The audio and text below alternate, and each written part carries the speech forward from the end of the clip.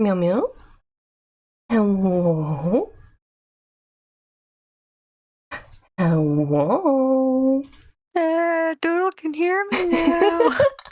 Hi, bye. Hi. I was like, oh, she's working on a Be Right Back logo. I'll never know when she'll be back. Is mystery. Yeah. How's it going? Pretty darn good. I did that little walk cycle a while back. It's backwards. Oh, it's forward. Moonwalking. The initial vision was for a loading screen, so we are giving them the rest of a loading screen. I might actually, completely recompose this building, which is gonna stink, but... It looks fine. Just put some planters near the door. I feel like it's crowded. Overall. I feel like your gates are too big.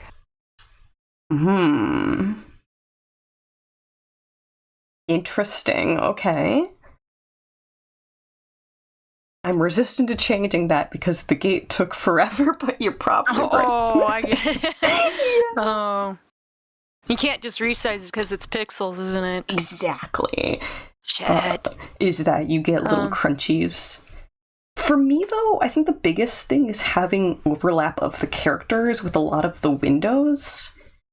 And so something that I was going to do is... I actually don't think the window layout makes a lot of sense, is I was going to remove the bottom row of windows and sort of... Can you just extend the black down? Or is this a fit border size or something? Screen size. The ratio I want to keep the same, and I actually have already shifted it once from the original to give it more ground space. So we could do that again. But yeah, so I was thinking... Because if you put the walking animation and loading down in the black, they'll show up straight away. You don't need the gate at all. Exactly. But yeah, if I do this really messily, just get rid of those bottom windows. They're not too low to the ground. But then I also want to lower the other ones so that they feel like they are at, human... Oh, they just feel fancy, that's all. Yeah,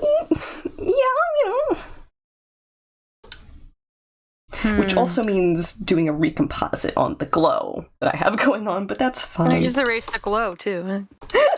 Make the windows disappear. Well, not if I'm resizing them a bit, too. That was a very Korok, yaha! You found me! Actually, I might be able to get away with just scooting it down. Oh, right, it's... part of the layer is also connected to the house behind it. Evil. I have created a miniature hell for myself. It's fine. Normally I paint on one layer, but with Coco's comics, I've been doing multiple layers. Oh. And it's confusing the shit out of me, so it's okay. It's a whole new world.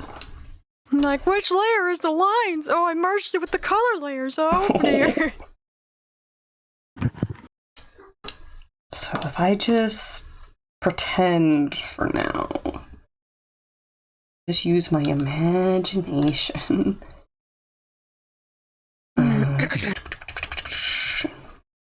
Deleted stuff. It's not supposed to delete. It's fine. Just shifting it around actually works a lot better than I was expecting it to. Neat.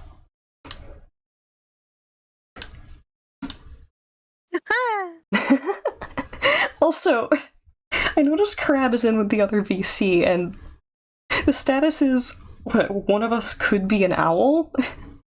Yeah. What does that mean? And that's when you say who. Did you feel your eyebrows go up? I did. You felt my eyebrows? Yep. I think everyone in this hemisphere felt it.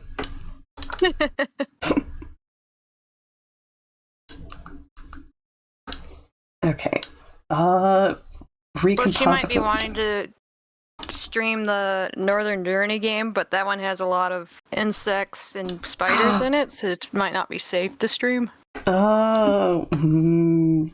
It's a good game, though. Yeah, I'm always so sad because I love bugs and insects and, like, drawing them in media, but you always have to be so careful.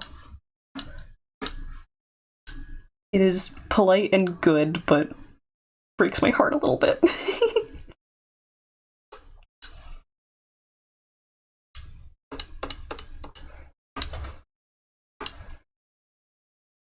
I'm gonna raise these back up just a little. Actually, no, maybe those might be at the perfect height, actually. Yeah. And then tap everything again. I should put that reddish glow on a different layer already. Because I had just been painting them onto the black part. Which is part of where my issues have been derived from.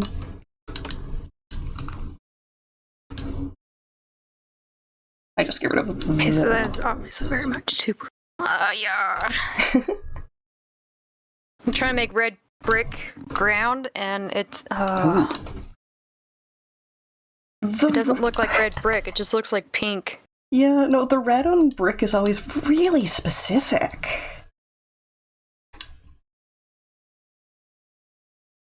Okay, making it really red helps. But now I wonder if it's too red for screens. You ever send your art to, like, your own Discord just to check it on your phone? Yeah. But then I'm like, what do I trust? My monitor? My phone? I don't know. Trust nothing. Nowhere is safe.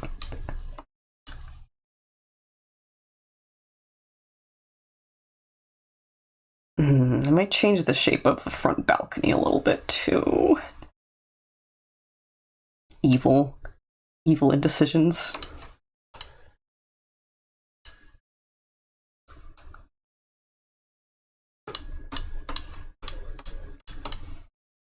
Okay,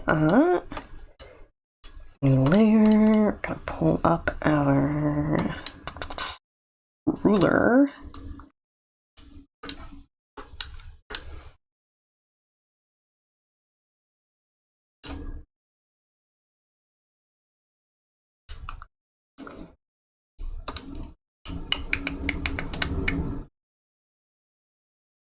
In some ways, I've also shot myself in the foot by doing most of this in Clip Studio when, I also have Sprite, but, like, it's such a toss-up between the two different tools.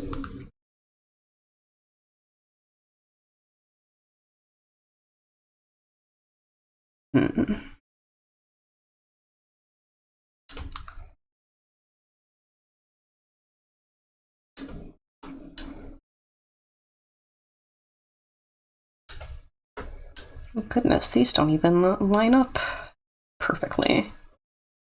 That's crazy.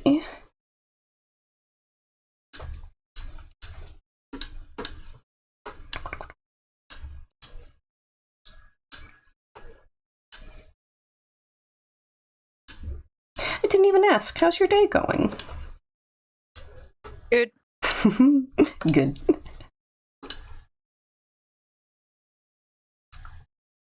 I went shopping and now I'm exhausted. I'm like, when did this happen? Why is it that shopping is just... Oh, I just went food shopping and people, like, stress me out now. Yeah. It's just weird that there's different kinds of out of the house tasks that seem to take different levels of spoons. Mm-hmm.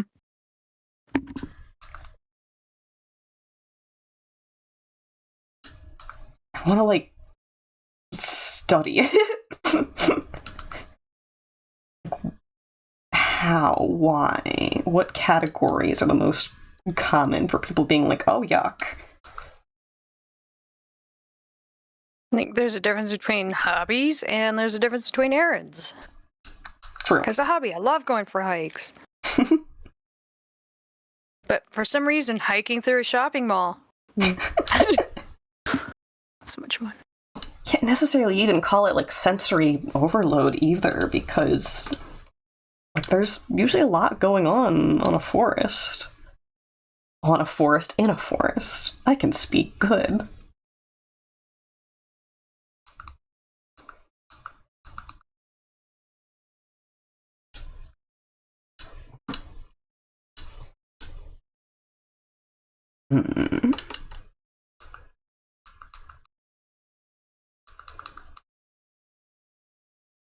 One of the other things that's been evil about working on this is that I don't actually have my perspective ruler set up correctly. You don't need that. For Put that pixel away. art, It's bad. It's evil. Oh, I get filthy vibes from touching that horrible tool. how dare you? It is. I need it. It makes everything so much easier. What agenda do you have, madam? My agenda is not doing math with my brain. Good. Yeah, I'm gonna make. I'm gonna see about making the ruler again, but better. You can't stop me. Don't. Yes. That's part of the aesthetic you got going. My aesthetic is using the ruler.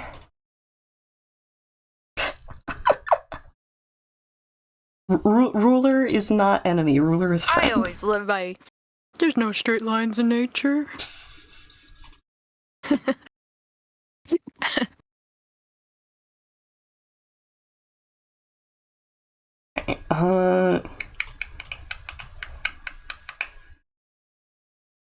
May not be any straight lines in nature, but there sure are some in architecture, and that's what we're doing right now. Oh, okay. Bring in the A word. You know what I was actually thinking? Next destination for Coco is either mountain or cave. And if I went cave, I was very, very chancy about making it look like laboratory tunnels. Oh. Yeah, it's a cave still. Yeah, no, that's a really fun subversion. I don't know how well the like prompts... do everything mechanical. I don't know how well the prompts would work out for that. You'd really have to get picky. Oh yeah, I haven't looked at the prompts for cave yet. Mm-hmm. I wanted to get done with the comics first before I did the next section. I almost got one page done today. Eee. Careful not to burn yourself out, though. Well, I try to spend like maybe 20 minutes to an hour on them just so something gets done. Mm-hmm. But since I have the weekend, I'm like, I'll get 2 pages done. I'll get...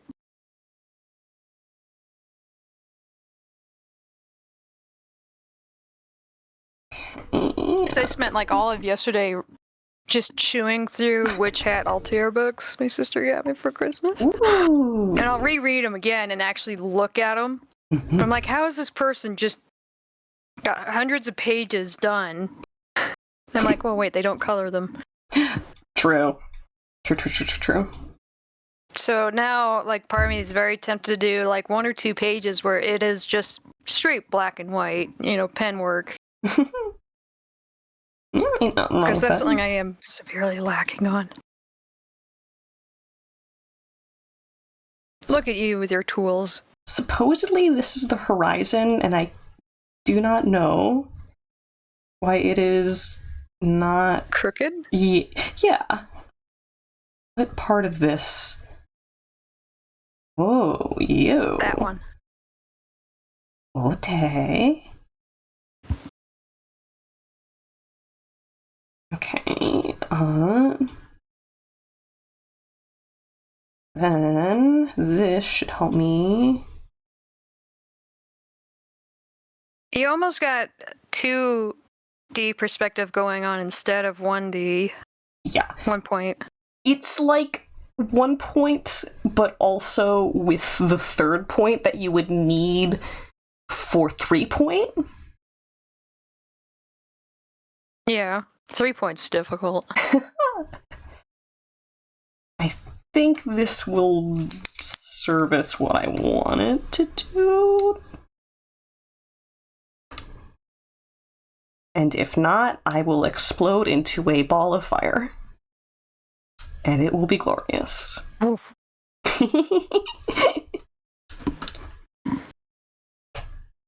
So now I can do this, and this, and this. Tremble before my power.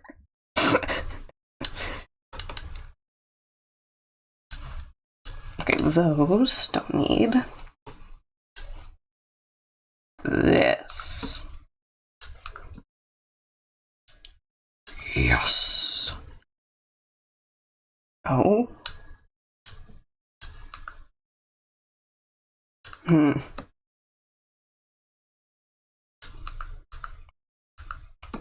Spider? No. Okay, wait, maybe I need that point to be higher.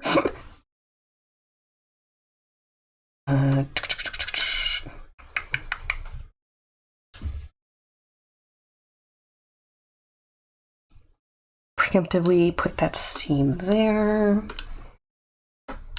Operation tool. Set those up on the corners.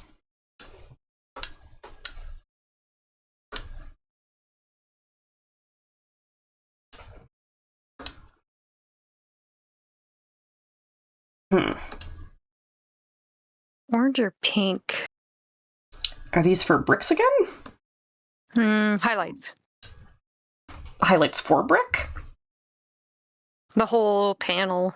I just want to see if it works.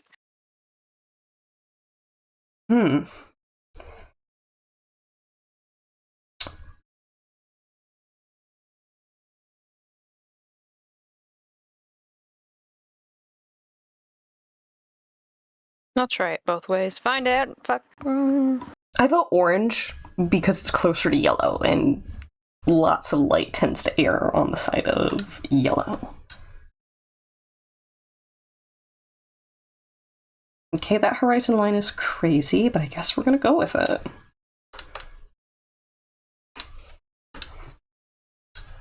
We appreciate crazy around here. Including the insufferable fools that use tools. Fools and their tools. Which is funny because at work I am a nuisance trying to get everybody to use tools. Well, they're like, oh, it looks good. I'm like, it's not right. And they're like, how do you know? I'm like, it's not right. You're off duty now. You can do whatever the heck you want. Yeah. And I am the construction worker that will put a bottle of water on the ground. I'm like, see, you're 2 degrees off. And like, how can you tell? I'm like, all water is a level. It's like the easiest way to level something. Well, it's fine because the bottle of water isn't actually telling me anything. It's my demonstration to them what it should be doing. Oh, I see. Because I have no other way of explaining, yeah, water's supposed to go that way, and you made it go this way. And so they're trying to put marks on the bottle. I'm like, no, screw the bottle. Like, you just used it, though. I'm like, oh, dear. The bottle is a metaphor. Do not think about the bottle. So it's funny, at my first job, I didn't know anything about how to do proper dirt compaction or whatnot. I just learned that when the ground's wet and the dirt you're trying to put in is wet, they bond better. Learning through doing is valid. Yeah. All you did was experience. When they told me to fill in potholes, I would literally fill it with the dirt needed, roll on it to get the flatten again. And then I would take the garden hose and literally spray it and see if it would puddle again. If it didn't puddle, yay, I did my job. I didn't know there was actual math and science behind it. That's incredibly practical. I admire your utilitarianism.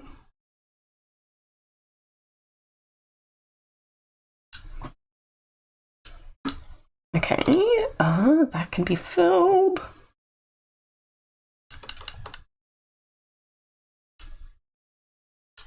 Actually, I should do this the other way. Boop.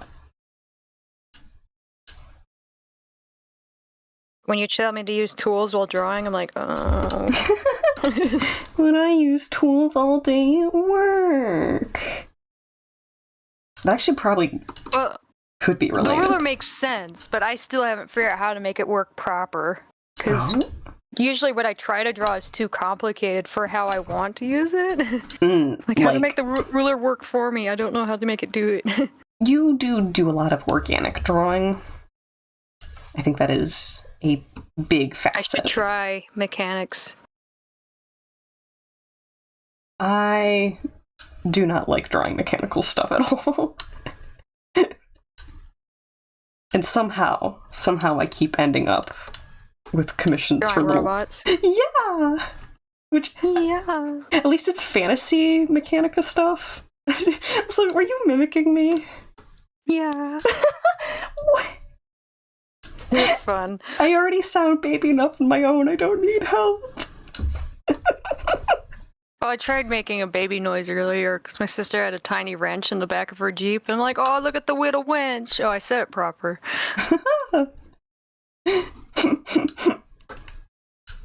How would you baby a wrench? Redrawing the whole building, or are you just redrawing guidelines to adjust to? Right now, I'm just doing the little front patio overhang thingy. And then I'll probably redo the fence. The other thing is we're going to be animating some movement into the text and a little bit of idle movement into the background. There.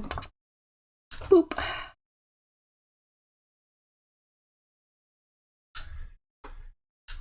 Yeah, hopefully...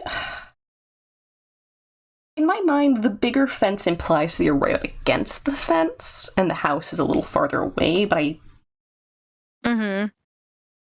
definitely agree that something about it is feeling off.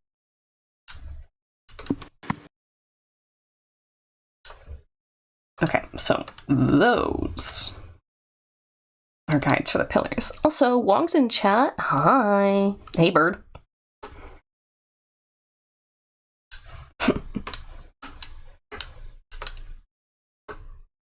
Okay, also make sure that I grab these steps of color. It'll become useful again very quickly.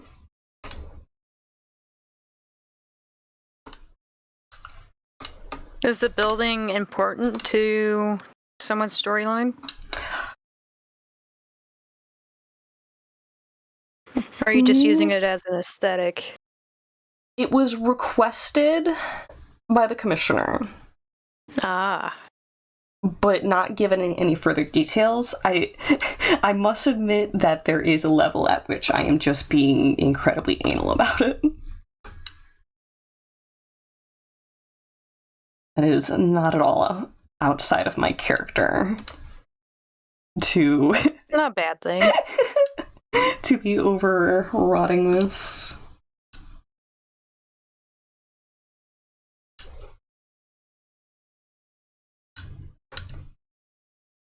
It's one of those things where I feel like if you leave it, it's gonna be easy to tell.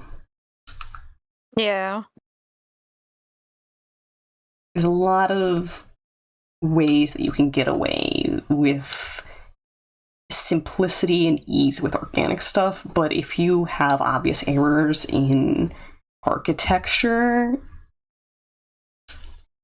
It's just looking at people's portraits. If you don't do it just right, it falls into uncanny valley and you're like, something's not right. Agreed.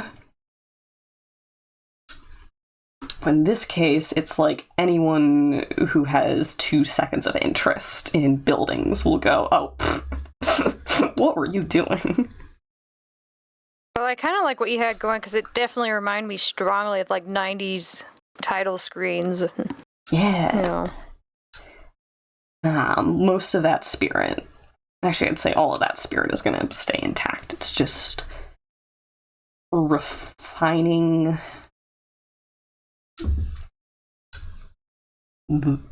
the architecture. I can bring that down to here for now.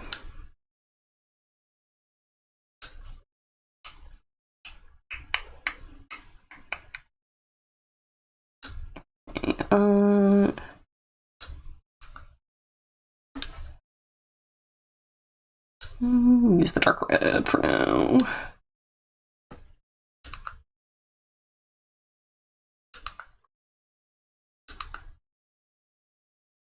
Yeah, video game title screen was definitely part of the request.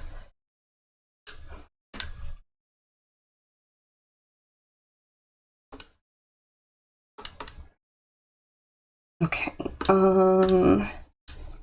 should be true black, and then this is our middle tone.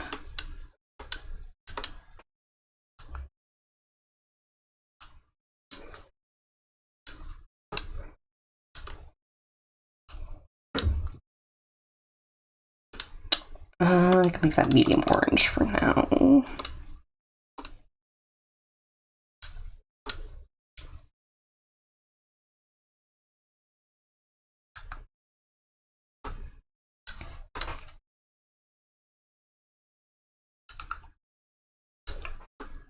I'll go for the mauve here.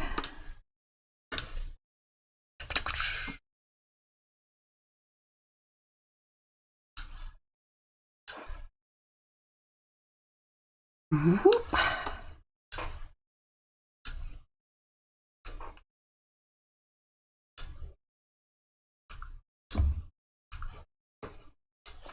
And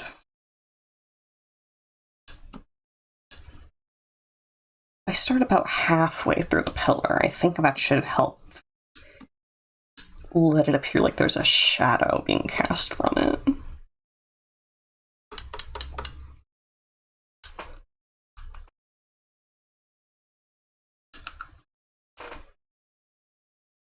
Okay, oh boy, time for the curves tool.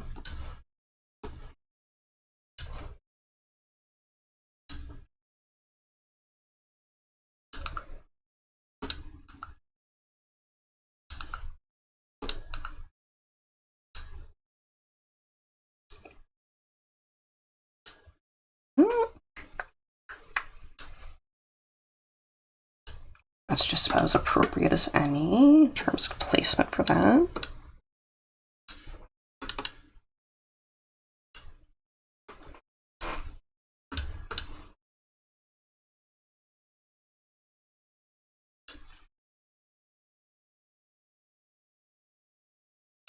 Boop.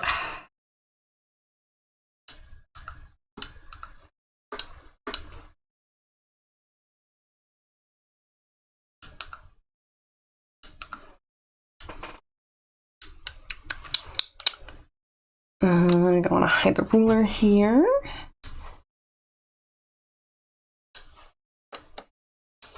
Treat this like another cast shadow. It should be just fine. I'm probably gonna end up needing another step of color between each of those, which I don't want to deal with, but we're gonna deal with it.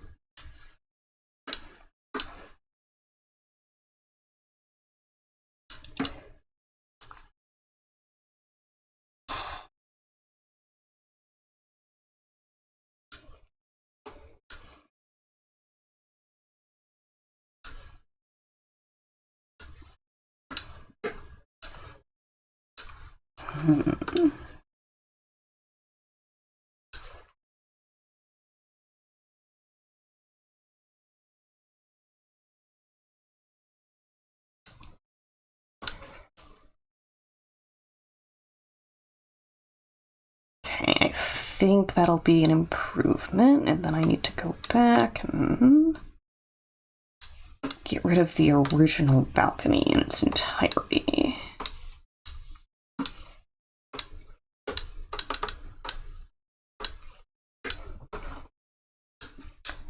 Oop.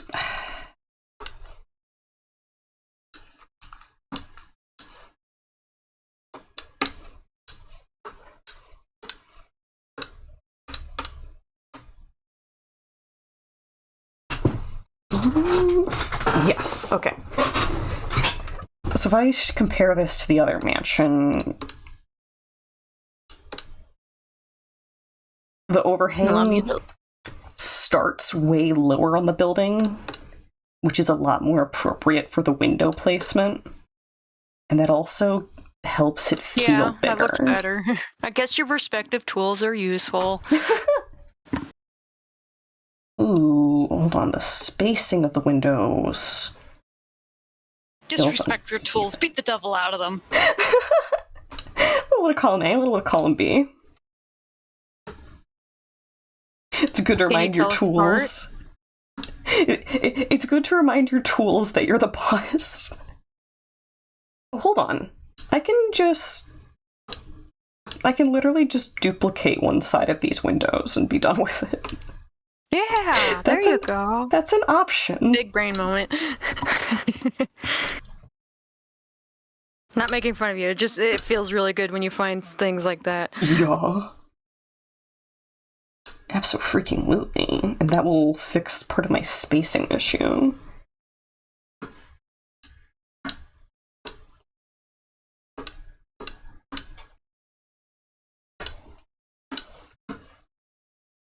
Also, it's valid to make fun of me a little bit. I'm just a little creature. And I would do the same to you. I will prefer if you make fun of me, then I go, ah. Heck yeah. Okay, merge down. Become hard late.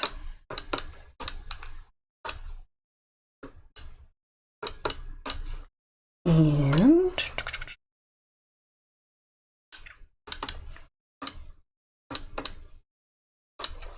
grab all the dems again.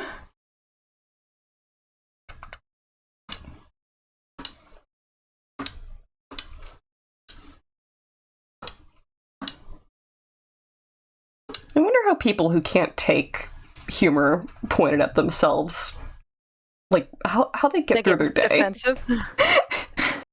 That's so much extra energy for what? I can't imagine it.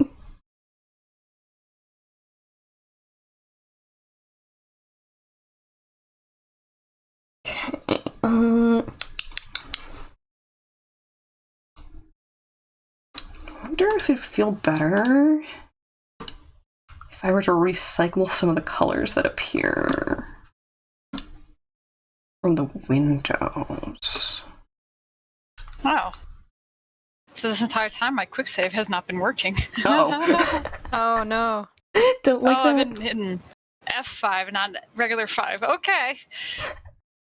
Hot Rod in my chat says Connor slowly begin to turn to stone. Allows the curse to take over. Is this a metaphor for depression? In which case, yes. And Wong says, it really depends. Some friend groups can have a mean-spirited sense of humor for others to handle. True. There is definitely a level at which you just shouldn't take BS from people. Even if they're friends. You have a big nose. Oh, that's just pushing it too far, man.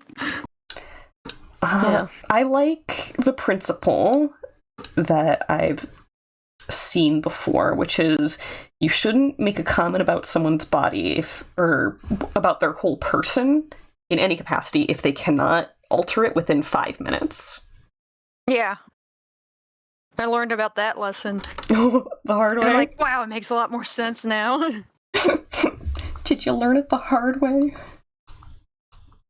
Sort of. She would come up to me in the morning and say, "Ugh, you're my sister." Can't fix that in 5 minutes. Sure we can. Whoopsie. Uh-oh. Uh-oh. Uh-oh. Uh-oh. I'm in danger.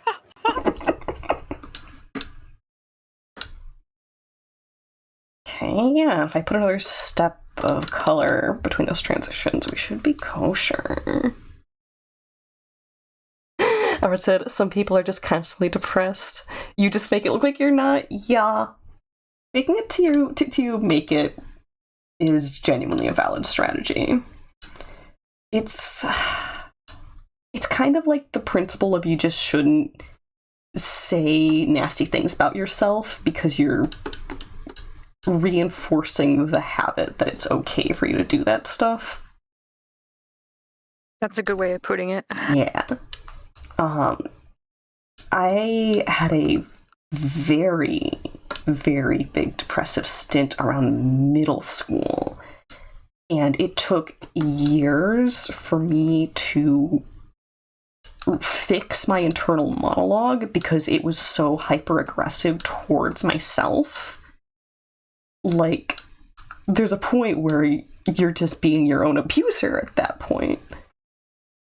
And if you get stuck in that pattern, you're gonna be monitoring yourself, trying to get out of that pit for a lot longer than it took to get in there. Yeah. Well, I remember, like, when I was in middle school, someone said, it takes 10 times as many compliments to make up for one, like an insult? One insult, yeah. Offense. Yeah. Yeah, no, I would subscribe to that 100%. But they made an effort of saying, for how much effort it is to say 10 things, it's a lot easier to say one good thing than to say one bad thing. True. Yeah. You could say something like, that's a nice shirt you're wearing today. Same amount of effort of, why did you choose that shirt today? Yeah. It's easy to be rude, but it's hard to help people learn that people aren't naturally rude. It's probably a better way to put that.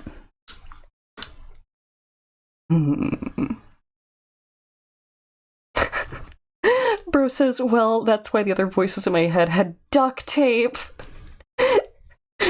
Tied the nastiness up and put in the corner. Yeah, incredible. Love it. Excellent. How it should be. I tried drowning my demons, but I found out they can swim. Let them doggy paddle. They'll get tired eventually.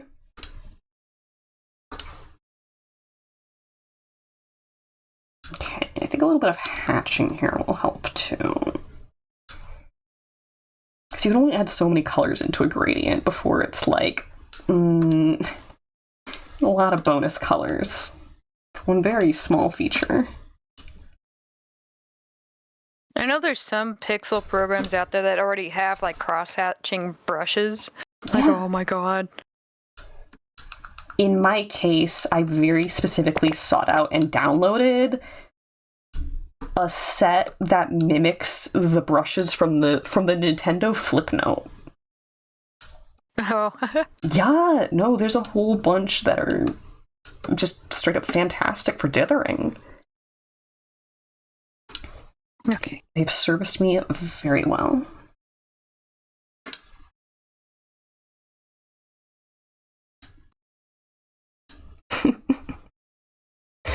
Ooh, Wong says, they used to have a bad role model from a Twitch persona, which led to unnecessary self-depreciation in high school. Now your role model is Optimus Prime. It's great until bro starts taking people's faces off. Poyo! Wah! Heck yeah, Poyo time!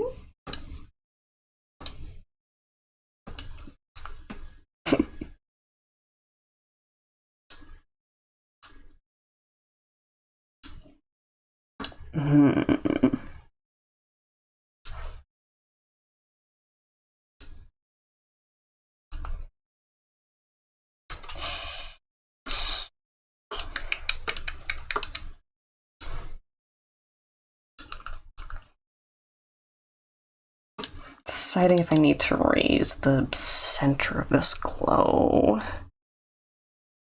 Yeesh.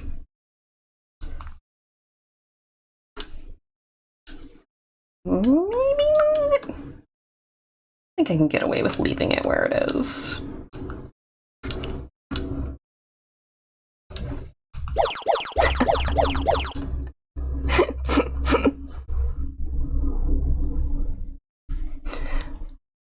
Always gotta redeem your points for your favorite streamer. Thank you. Thank you, thank you.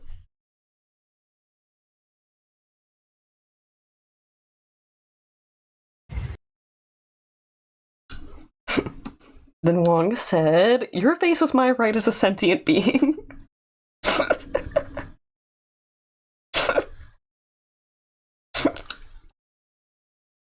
Horrid. The Optimus Prime morality.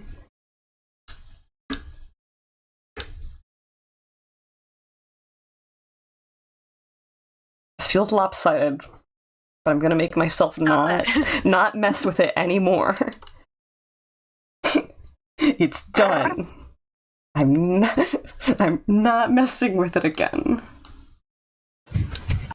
10 minutes, you're gonna have your hands all over it. Except for just a little right here. Just because that one little line of transition will soften it a little.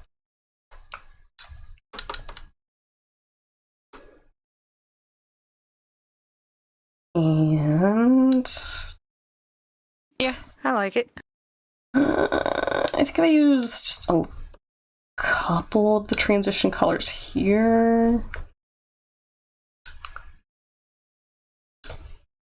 just where it has its gradient, then it'll be good enough.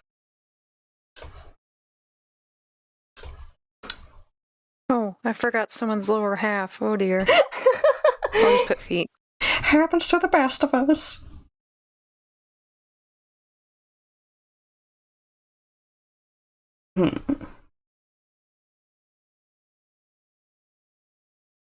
Ooh, I can also use the hatching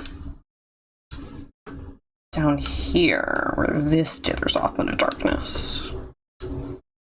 Yes.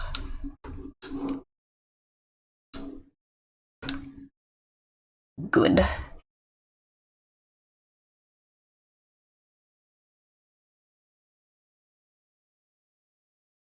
Okay. Hot Rod said that was one of the reasons why he became an artist, or his in that sort of way, because you would always look at your work and you could always improve it. I think I get what you mean.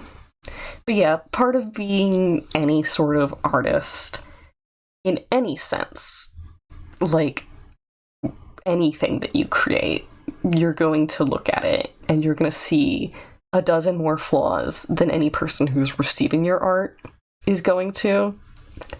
And there's this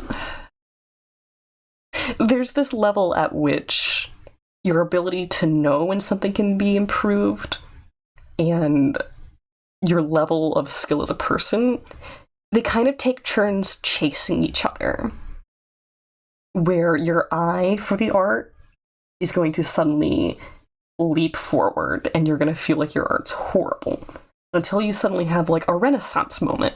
And then you're going to go, wait, I'm literally the best at this and I couldn't possibly improve. And then they're going to switch again. And the graph's just going to dance like that. It's funny.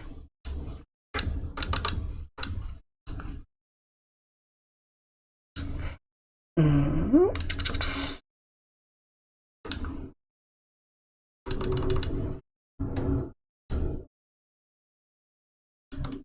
Alyssa's in my chat. Hi. Good to see you. I hope you're having a good day. I hope things are going well.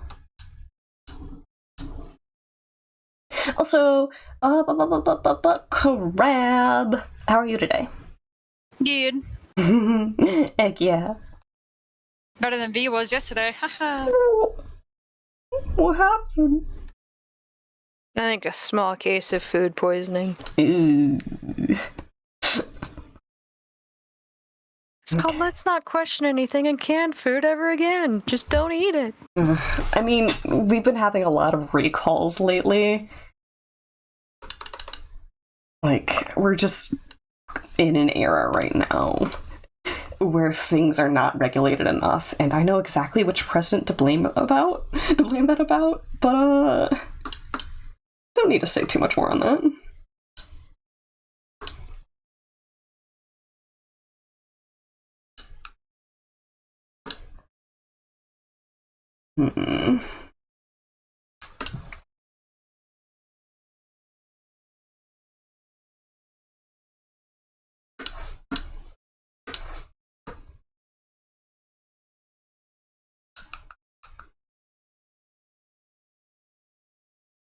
Oh, weird. If I want to continue this hatching, I'm actually going to have to, I think, do it manually. Because this is orange on yellow instead of yellow on orange. Which sounds deranged, but is important.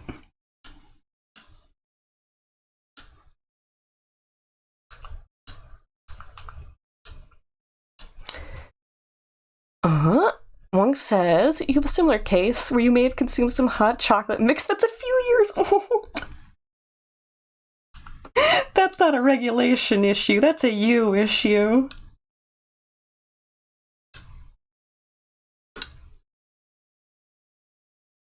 No, I don't actually know if cocoa powder goes bad particularly fast. If it has sugar in it, it can go bad. Simple as that. Because if any kind of moisture, even humidity gets to it. Right, it can become a little petri dish. Okay.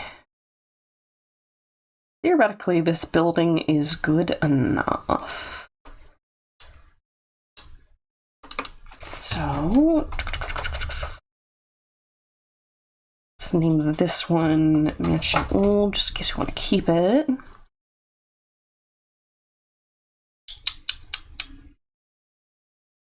Could probably move this statue a little bit.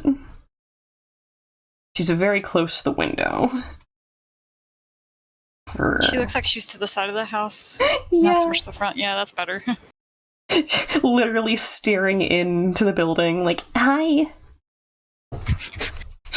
I'm a set piece. Good for you, honey. I'm changing clothes.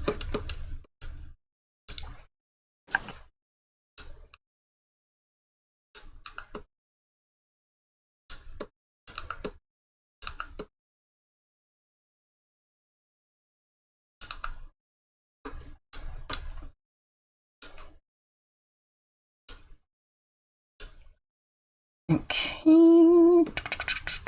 Okay, I got all my lines down on one layer. So sexing was something. Hot Rod says they're lucky enough to have an iron stomach. They've only had food poisoning once. Lucky. Yeah, real lucky. They also said they haven't seen a ghost or anything creepy other than that statue that's sitting outside while you're changing your clothes. That is the reality that I've created. Mannequin. Mannequin that moves, but it's only to cover its eyes when you're changing. Just being polite. Yeah.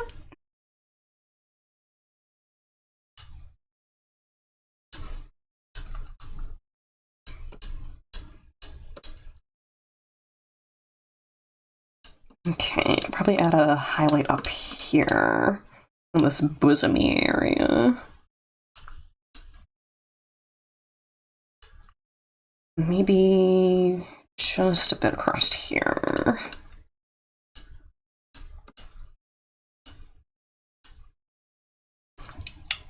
Ooh. I am so angry. That made me angry. Because I'm angry, so now I'm angry. Is that a reference to something?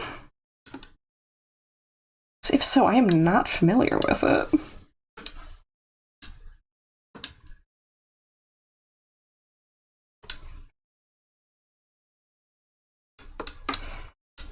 So we need that little bit on the tree.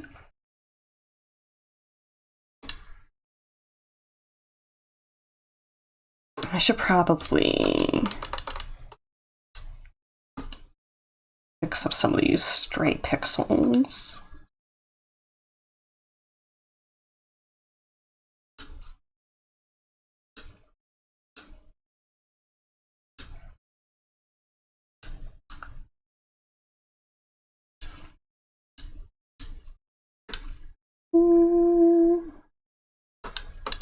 It's a little too regular.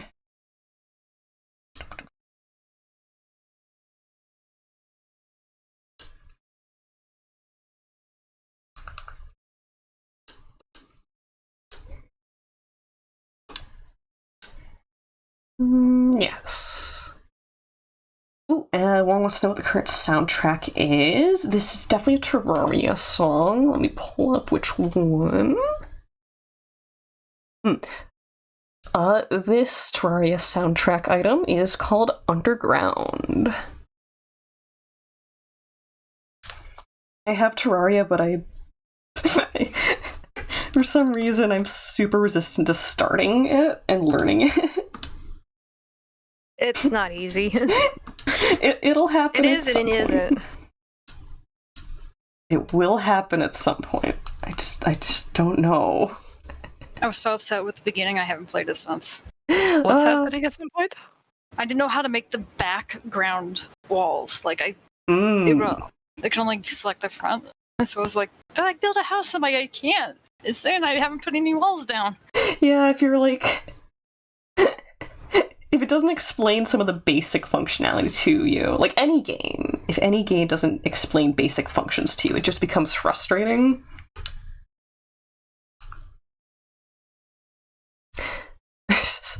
Rod says, Ghost, enters room. I've come to haunt you. Slaps best friend forever bracelet on their hand. We're gonna be together forever. I remember watching a YouTube streamer, and he had a ghost that was haunting him, and at first it was freaked him out. Lights turned off, door would slam, things would shudder or fall off tables. But it got to the point he got so used to the ghost doing shit that as soon as the door would close, he would throw shoes like, fucking knock it off! Oh, I love that. That Hot Rod's comment is literally just the plot of The Ghost and Molly McGee. It's a fantastic show.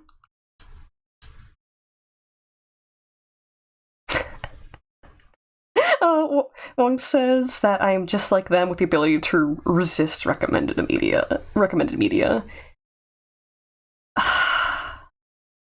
Wong, when you resist recommended media, I feel like the emotion is different. For me, my avoidance to dive into recommended media comes from me perceiving it as a large, like, mental load to get into it. Like, if a series has been going on for so long that it's incredibly long, I'm like, I don't want to start One Piece, because then I'm going to have to finish One Piece.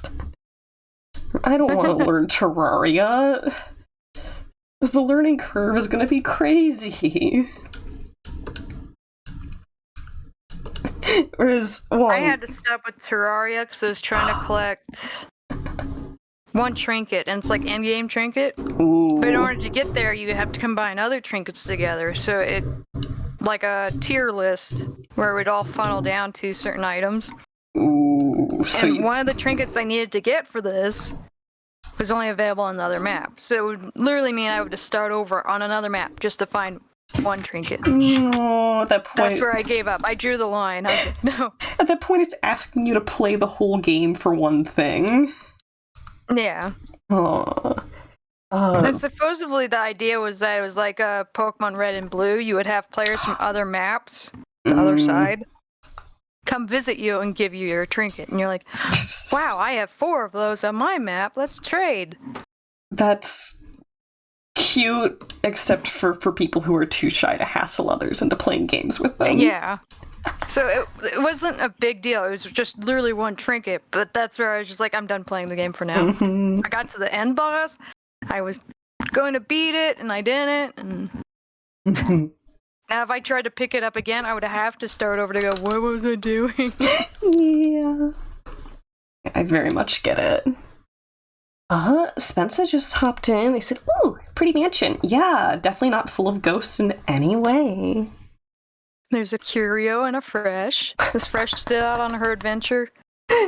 Some nerd just followed me on Twitch. They're called Curio Blue? Oh my god. Get got. Thank you. And hi, Fresh. Hello. Hi. Here. When you At whisper. least I hope to not be here. Oh, if only some very kind people would just cover me in seafood so I don't have to be. Are you asking to get slapped by a fish? Because that's how you get slapped by a fish.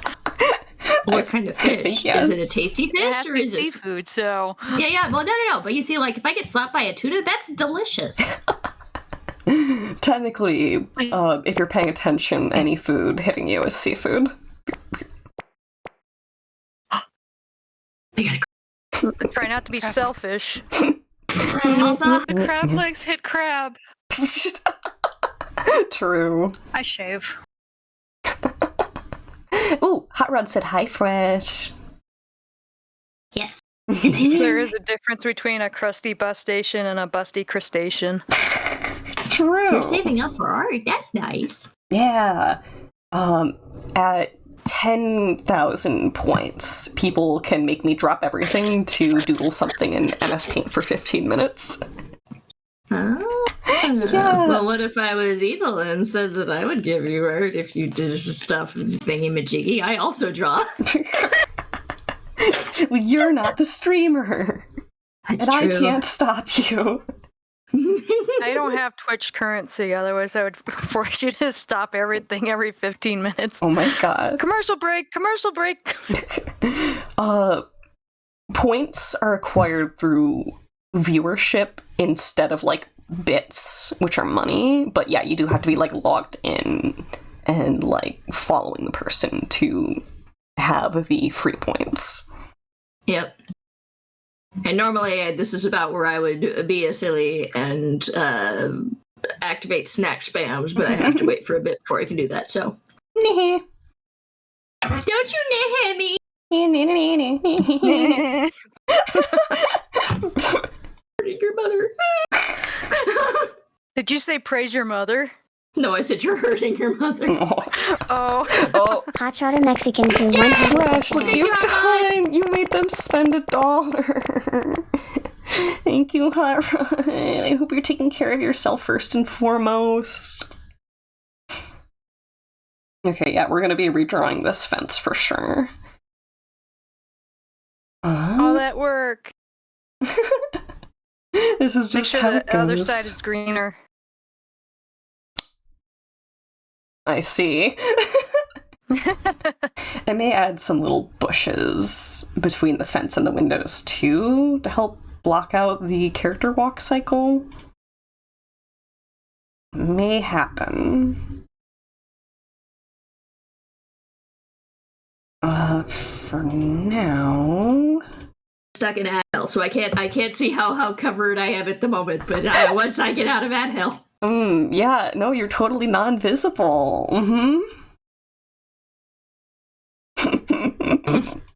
Yeah. Josh. No, Josh. no need to donate anything else. Oh yeah, we can't even see Fresh. Wow. Yeah, because of the ads. He's a ghost. Uh-oh. Bro's typo gave them away. Fresh, you're getting more support fire in a minute, I guess. What the heck? This is terrifying. That's just how Fresh sounds sometimes, and you know it. That's the first I heard of it. No, I probably don't need the fence. I think it might just be a visual obstruction in general. Hot Rodder Mexican threw 250 bits at us. Thank you, Hot Rod. There you go, Fresh. You can be up to your shoulders in it. I'm so excited. Wow. That's creature noises. Who gave her pixie sticks? Shame. Wong's asking, where's Troll Connor? Do you, want me to have, a big hair poof? I like your little hat. Afro troll. Yeah, this is my little farm boy outfit. This is the outfit for touching dirt. Touch grass moment? Yeah. We're all on Discord. I love touch grass. Oh, wait. Connor. Yeah? Is Hot Rod in your Discord? Yes. Okay. Wong's asking where the Troll Connor option is. You're right. Where is... That shouldn't have gotten turned off. Let me check. I'm having decision paralysis. What you deciding? I gotta sneeze. Okay. Do I work on this painting, or do I draw my lorbos? Painting! Do a little bit of both. Although I'll also be screaming in the happies if you work on blurbobs for no selfish reasons whatsoever. Oh, Wong. Okay, it's renamed to random sound effect. That's why. Hot Rod Doodle can't stop me. And thanks for starting to cover me in a fish. If you send me a DM, I will give you a silly doodle. Aww. It's delightful.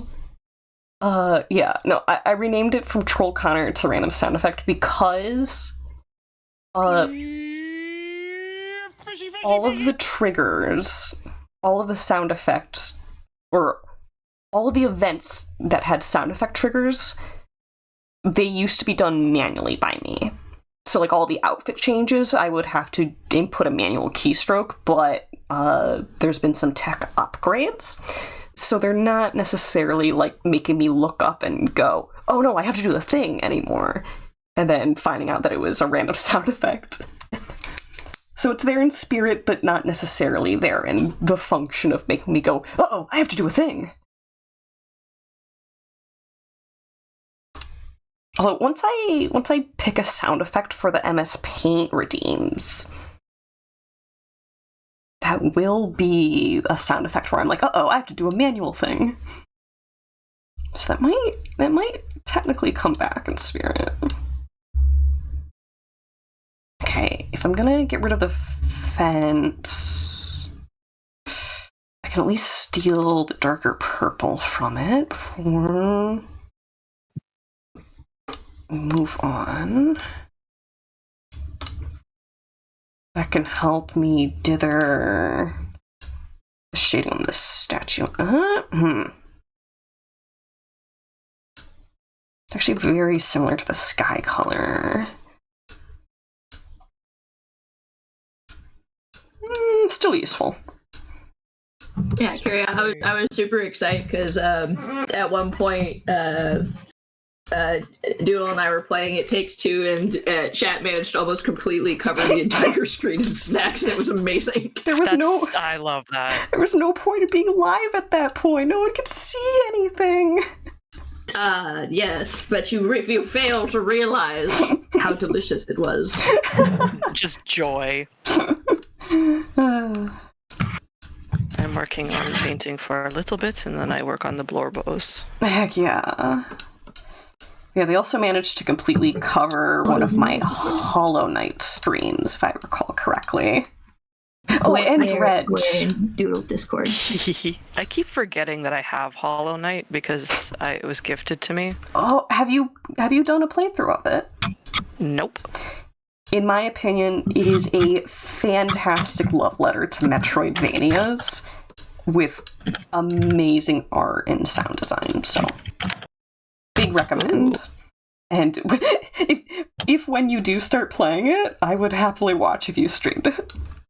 Oh, fuck yeah. Heck yeah. I would be on that like mustard on hot dogs. I love that. I do that like my boss asked me to do something, I'll be like, right on it like hot sauce on wings. Heck yeah, like white on rice.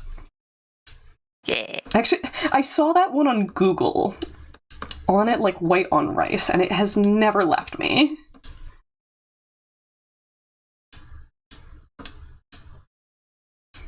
It's just so silly because it feels like it's implying that you can take the white off of rice. You get a brown rice. I was thinking. Actually, does brown rice start as white rice? Or is it I think separate? rice is naturally off-white. And it only turns white when you sun-dry it or bleach it. I think you have to winnow and process rice for it to become white rice.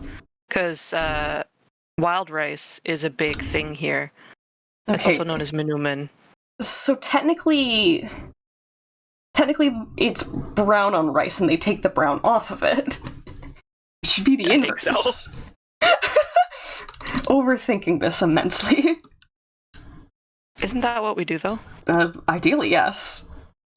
It's enrichment.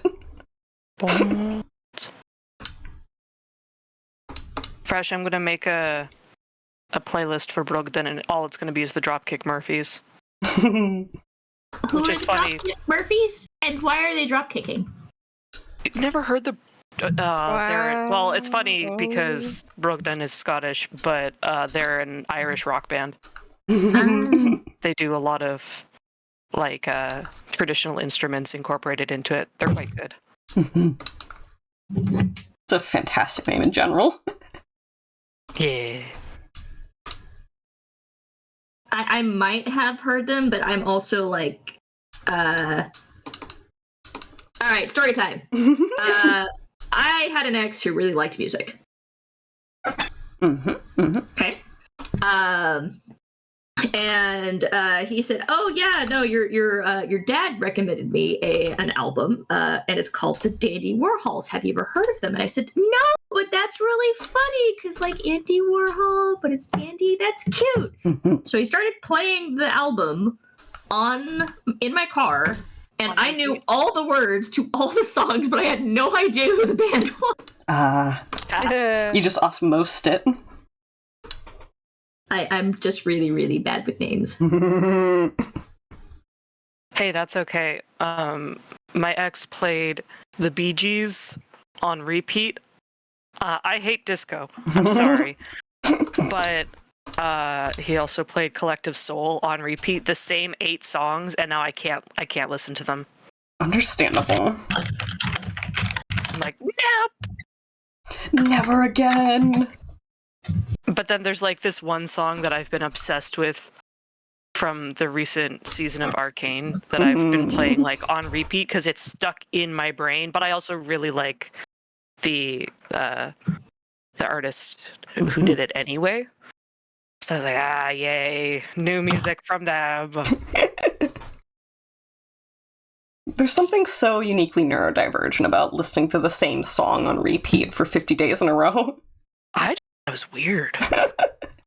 I mean, I am, but like, I was like, oh yeah, like that's normal. But then I would like never tell anyone about it. I'm like, I really like this song. Me, who's been like listening to it on repeat on my little iPod. Yeah. So,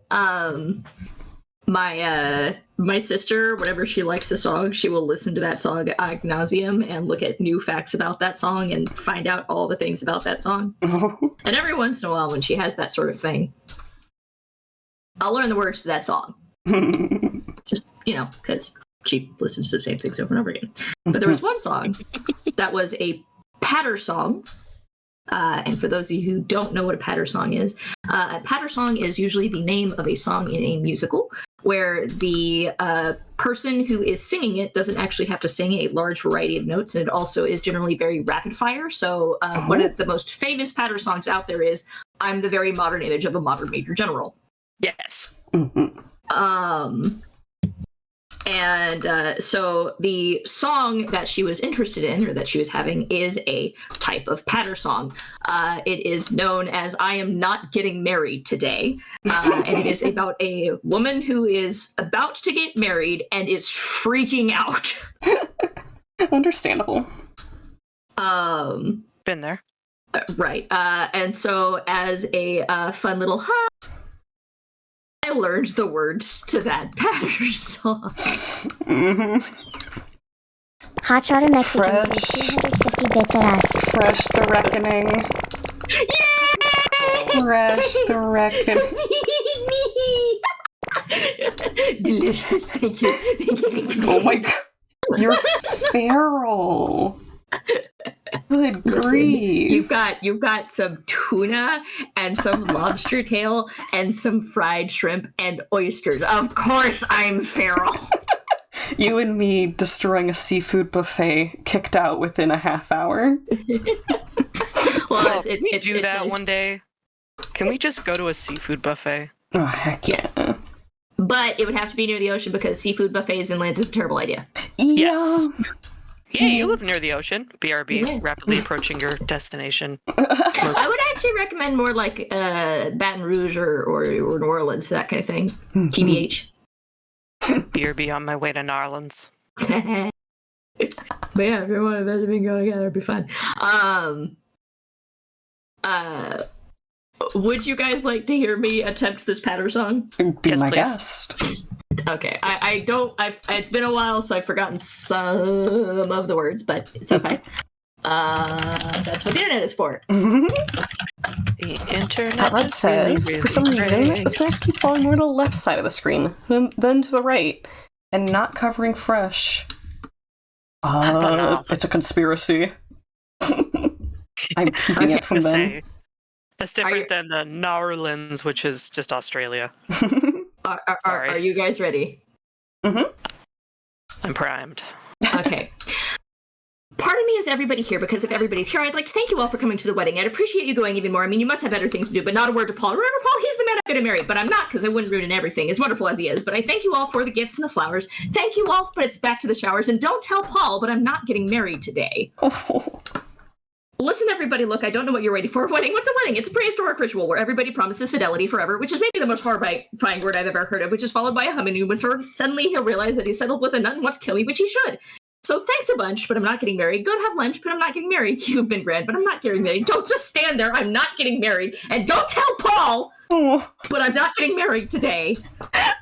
Go, can't you go? Why is nobody saying goodbye? Go and cry at another person. Wake, if you're quick for a kick, you can go pick up a christening. So please, on my knees, there's a human life at stake. Listen, everybody, I'm afraid you didn't hear her. Did you want to see a crazy lady fall apart in front of you? It isn't only Paul who'd be ruining his life. You know, both of us will be losing our identities. I telephoned my analyst about it, and he said I see him Monday, but by Monday I'll be floating in the Hudson with all the other garbage. Oh no. Oh my god. Jesus, that escalated fast.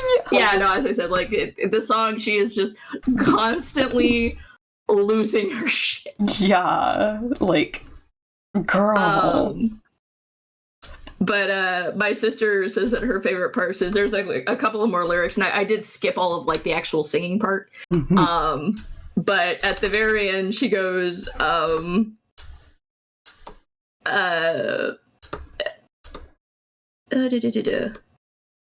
look, I didn't want to have to tell you, but I think I may be coming down with hepatitis. I think I'm going to faint, so if you want to see me faint, I'll do it happily. But wouldn't it be funnier to go and watch a funeral? So thank you for the 27 dinner plates, 37 butter knives, 47 paperweights, and 57 candle holders. Jesus. What is this from? It is a Stephen Sondheim song, and it is... Actually, no words. It's from Company. Like the song or the musical called Company.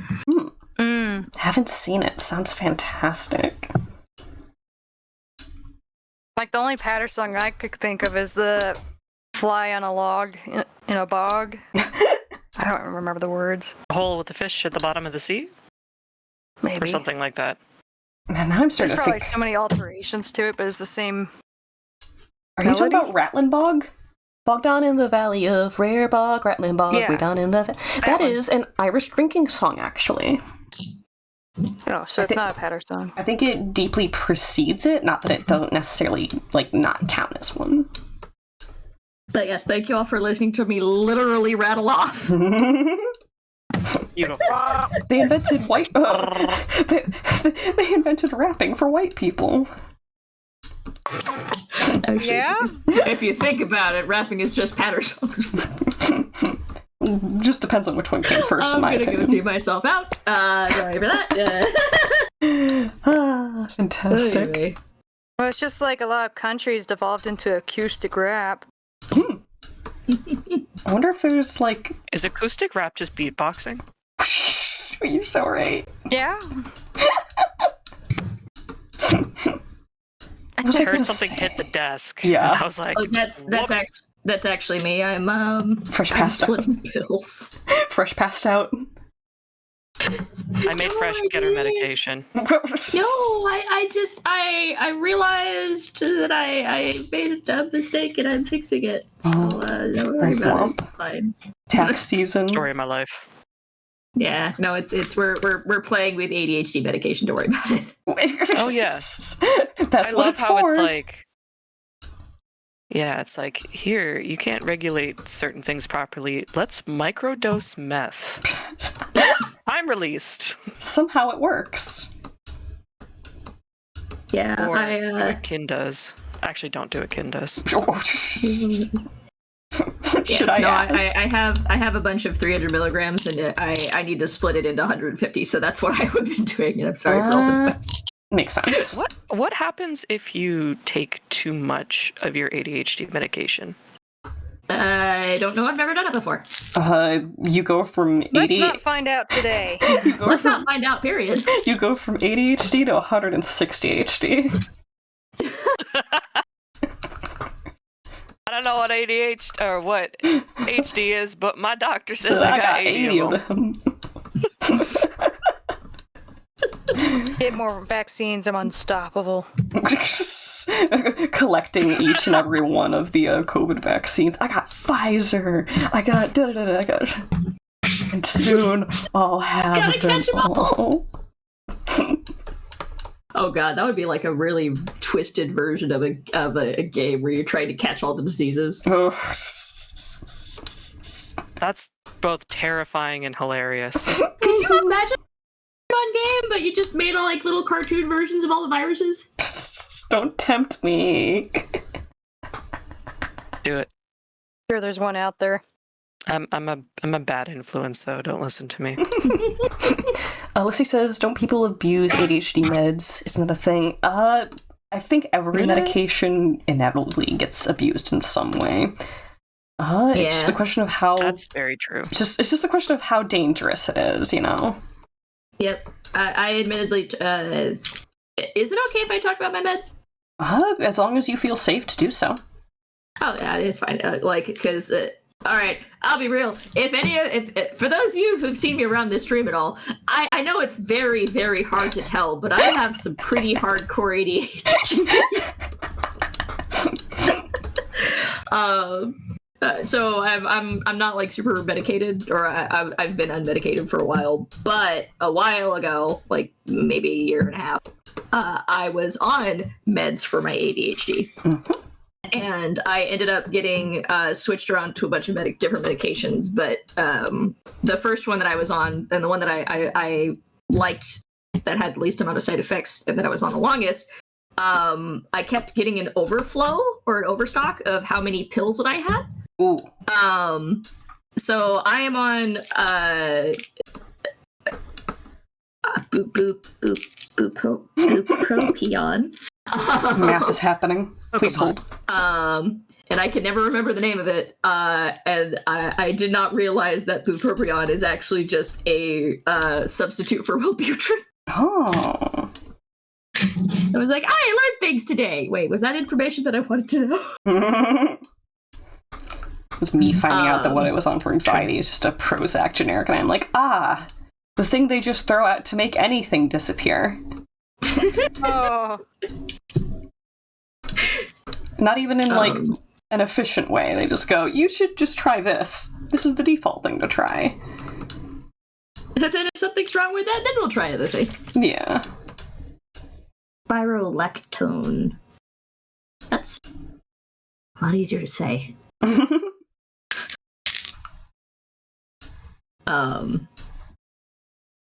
But yeah, so I'm gonna try and go back on my medication for a little bit and see if that helps. Do you keep a side effects journal of any kind? Not really, but the only real side effects that I've had was dry mouth, which happens. And then for other weird fun facts about me, so I have really bad blood pressure. Yeah, I'm aware from at least one incident.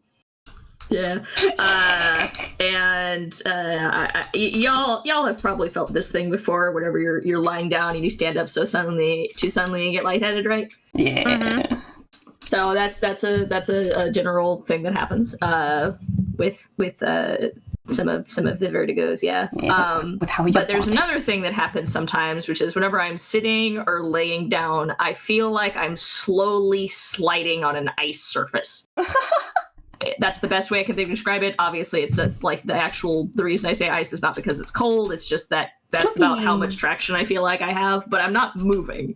But it feels like I'm moving. That sounds kind of fun. I'd sign up for it. It's not too bad. It's, as I said, it's very mild. So like, oh no, not surgery on your eye. I'm so sorry, Hot Rod. Yeah, they're between having both done. So. Hot Rod has been through some stuff recently. Cataracts or? I haven't directly asked, and Hot Rod, feel free to only share as much as you feel safe and wanting to do so. Well, I have to get that. Okay, cataract surgery? No, you don't want to get a cataracts. Don't take them. I do. I have to. I already have them. Okay. I was born with something called congenital cataracts, and they are just larger and closer to the front of my eye than they should be. Thanks, Dad. Yeah, cataracts. My both my parents have that, so that's probably something that's going to be in my future. But you know what? My eyesight's already terrible. But yeah, basically one of the little mini side effects of the medication that I was on, that I am going to try to attempt getting onto again, was that the amount of passive sliding that I had increased a little bit. But as I said, as far as side effects, that's okay. Such a funny way of putting that. It's just, the amount of passive sliding I'm experiencing. I can't think of another way to describe it. Like, the only... Vertigo. Okay. Is that what... because, like, to me, vertigo is whenever you can't, like, keep yourself... Balanced. But if I get up and move around, I'm fine. It's literally if I'm just sitting or laying down in one space for too long, it happens. It's not like... From my understanding, vertigo is any false sense of movement, and a lot of people experience it from inner ear problems. I could be incorrect, though. That is definitely worth a Google. But yeah, for those of you who haven't had vertigo, because this is just how I'm doing things now, the best way that I could equate it is if you spin for too fast for too long and you stop suddenly, but you still feel like you're spinning. That's vertigo. It happens from the inner ear. Yeah, so it's kind of like that.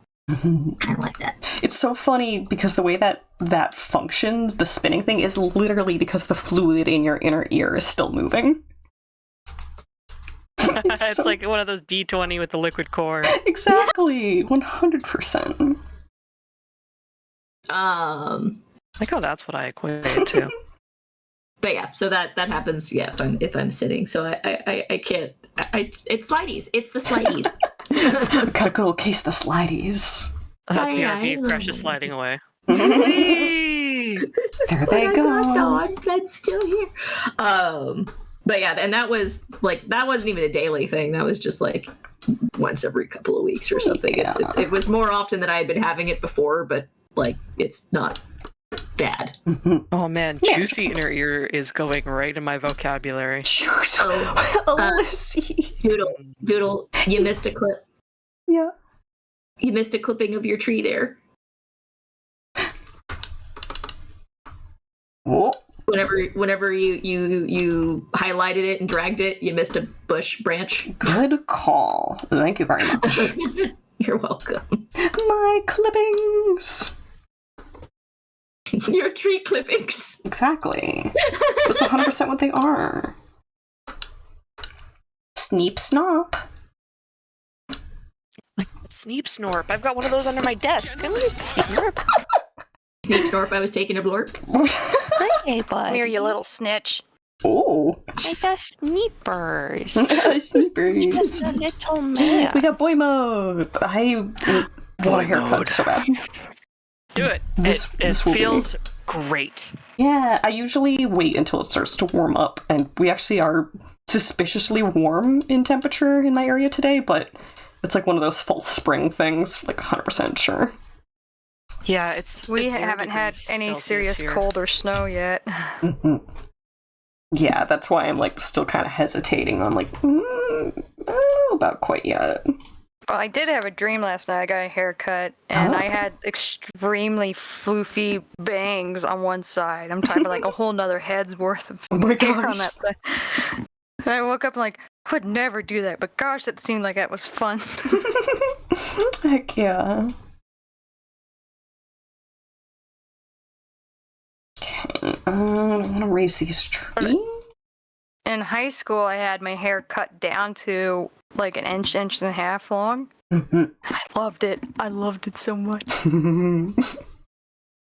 All the Overwatch players that I've been watching have all been switching over to the Marvel's Rivals thing. Ah.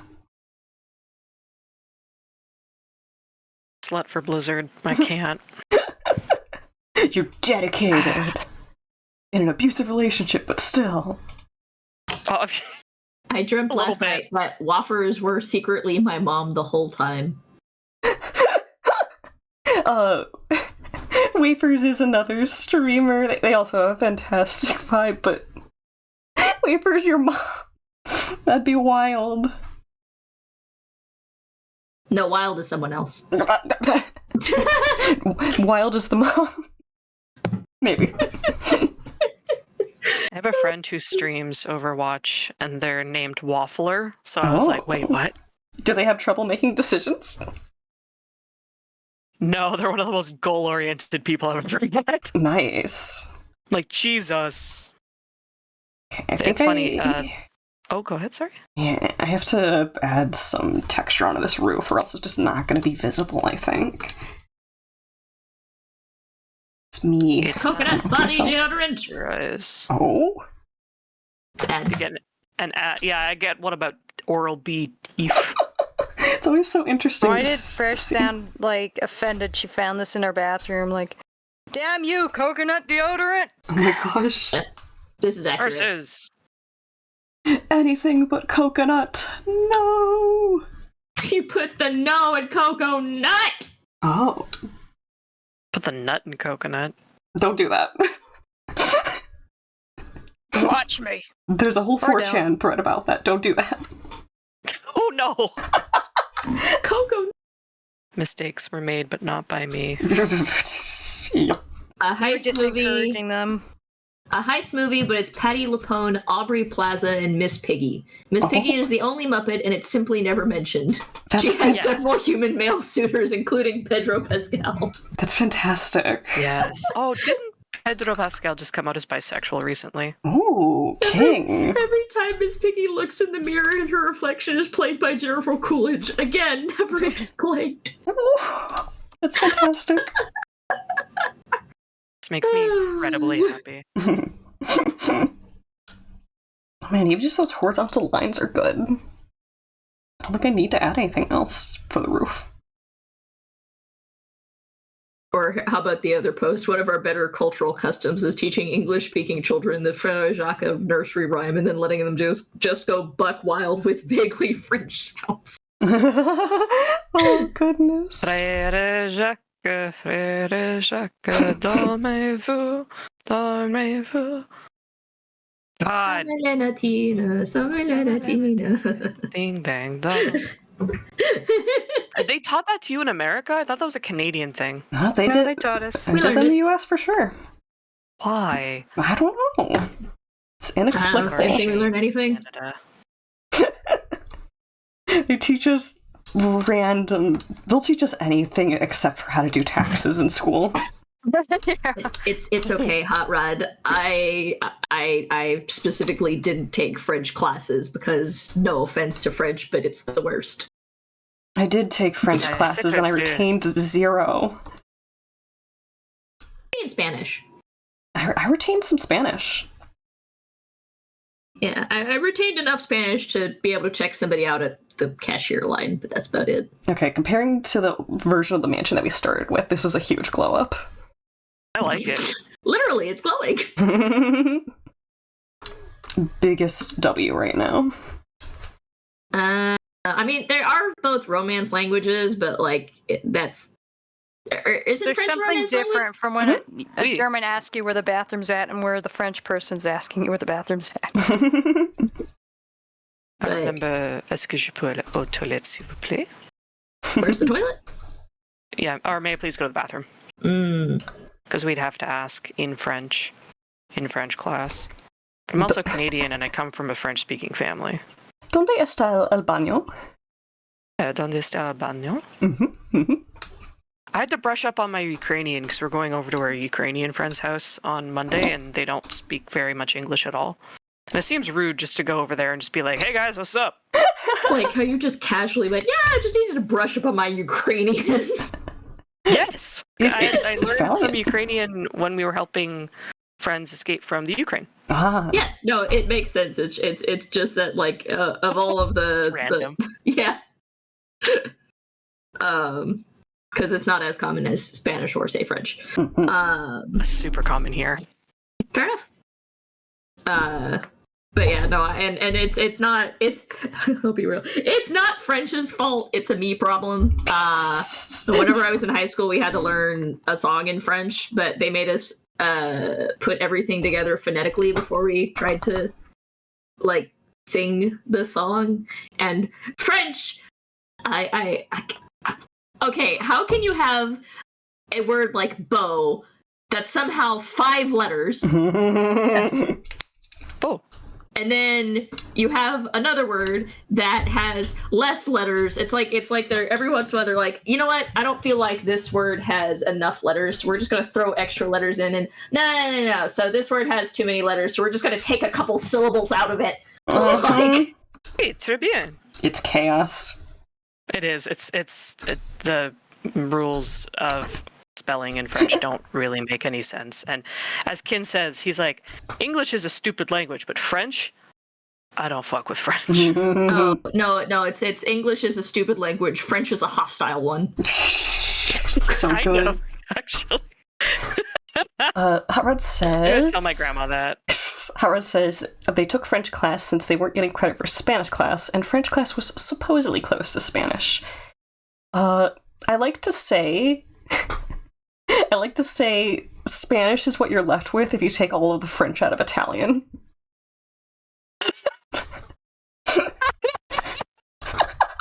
But yeah, I think I would rather, like, if I had Spanish as a baseline, I think I would rather learn Italian than French. Oh, Italian is an absolutely gorgeous language. Yes. Okay, time to add some little sparkles. The only to these thing I would stars. ever have trouble with Italian is I want to roll everything.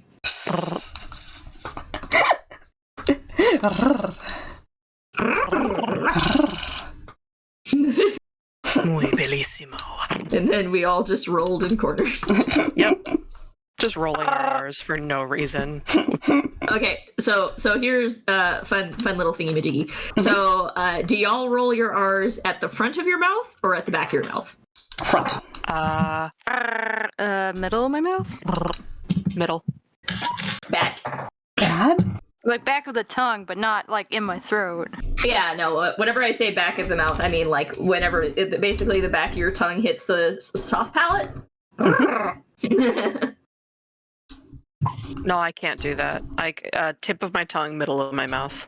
Yeah, I can't roll with the tip of my tongue. I've tried. It doesn't work. For me, it's like... I can see it now. She's rolling the rule. Rules. For me, it's like above the back teeth. Also, Dreki, hi. Yeah. Good to see That's where you're you. supposed to put it. I hope the holidays have been treating you well, bro. Things are going pretty good. We're just going out. We're rolling our R's, talking about languages, and I'm animating some little twinkly stars. But yeah, I've tried rolling with the tidbits. It feels so weird. Oh god, that feels like a car engine sputtering. Oh my gosh.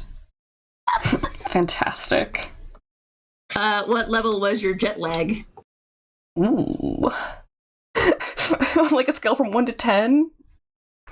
Well, I'd say 10 is like opposite side of the world. So like that's valid. Wait, who's a got one, a 1 is I'd say about 2 hours, like off of where you're supposed to be. Mm-hmm. Never experienced jet lag. Really?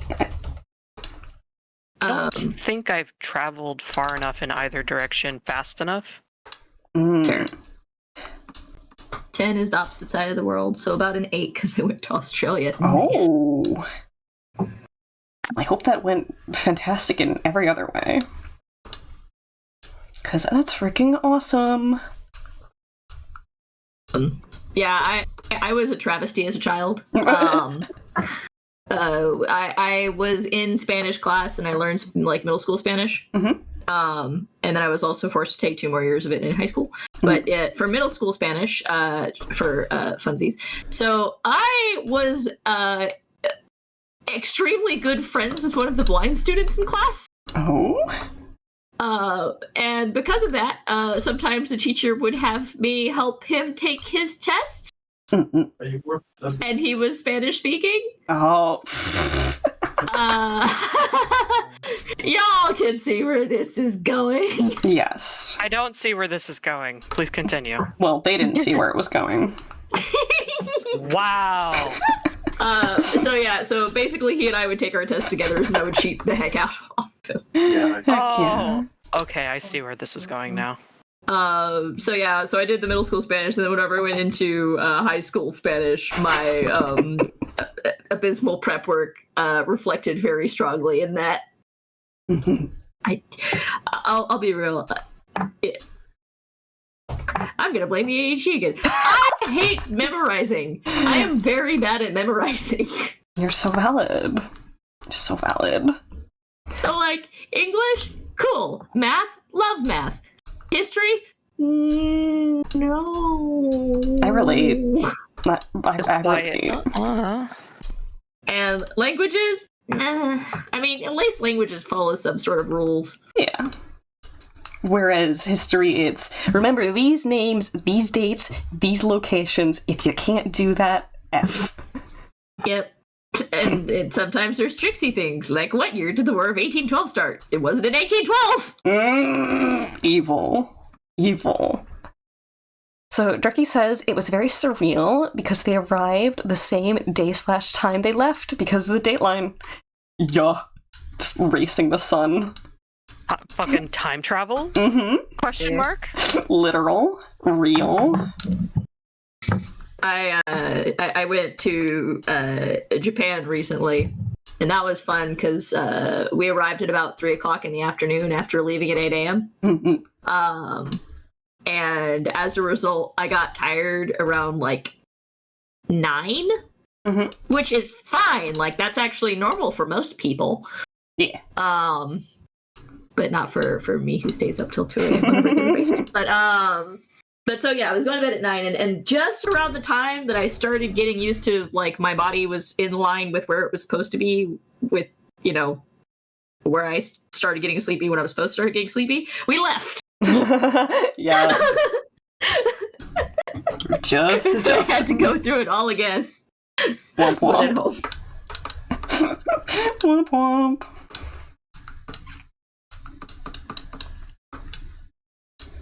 Creaky.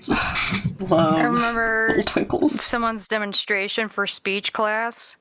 Mhm. They spoke very terrible English for the majority of the class until the last speech, which was, "Here, I have come up with the product where it's English in a can." And so he's speaking very bad English up till he takes a sip out of the can, and all of a sudden he's speaking perfect English. I love Point that. is, he could speak perfect English the whole time, but for the entire class, he was speaking badly. That's delightful. That's a long-term goal right there. Did y'all ever watch that video that was like what English sounds like to non-English speakers? Yeah. I think I have, and if I remember, it's a trip. It Do you remember the It's Italian? so weird because you're like, yeah, no, that's not. Wait, all of these sounds like words, but I know that they're not words. I did not hear the word for Italian. Do you know about the Italian singer that made a song that sounded English but wasn't at all? Oh, I did know about that one. Delightful. There was also, I think it was also Italian or maybe it was French, where the guy actually forgot the lyrics to the song that he was singing, but he was in the States, so he just sang, "I'm just gonna sing this, but it'll be fine because no one can understand me anyway." Oh, fantastic. Reminds me of that one time where JB forgot the words to Despacito. Very good painting That's funny because I was good at everything else, but language arts made ahead one or two fast, and as I was feeling, but not important, actually high school. That's fair. Yeah. I really liked like okay, all right. So, I'm sorry, I'm talking a lot today. So with classes and stuff, like one of the reasons I liked math was because even if I didn't know the answer, I could figure out the answer. And I like what's the word?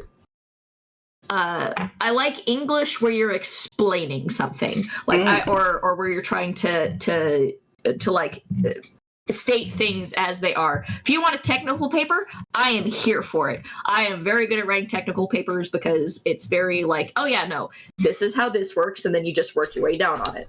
I am not good at writing metaphorical. I am not good at writing something that stands for something else. There's a word for it. Allegories. I'm not good at writing allegories. And so whenever, but I'm an art person, and which doesn't, apparently that's not something that usually happens because language is usually more associated with the creative arts. Okay. Rather than math. But I used to say, yeah, no, I mean, think of it this way. 2 + 2 is not a metaphor for 4. It's not a simile for 4. It is 4, unless you're using the extremely high level math where it's somehow 3. Oh, you're right. Like, but generally, you know, you don't have to figure out what pi represents. It is a number. Pie's pie. Or yeah. it's blueberry. Or it's blueberry. But in language courses, you know, you're like, oh, this is representative. Help. Gosh. Ducky says... Except in extremely large quantities of what? Tulsa Tequila, an amazing song by an Italian band parodying the pop music of the time. It's a Spanish song, quote unquote, as in it's a bunch of Spanish words and names to a catchy tune. Oh, hi, Aura, or Azura. Azura, hi, thank you. This is a commission for some streamer assets. Also, I hope your holiday season has treated you well. Hot Rod says, have you guys ever seen the video where they do a translation wherein they'll do it from English, then to Spanish, and then to German? Like 3 different layers. Like the Google translates like they did one for Let It Go, which is really funny. Those are always it's just fun to see it devolve for me. Query. Yes.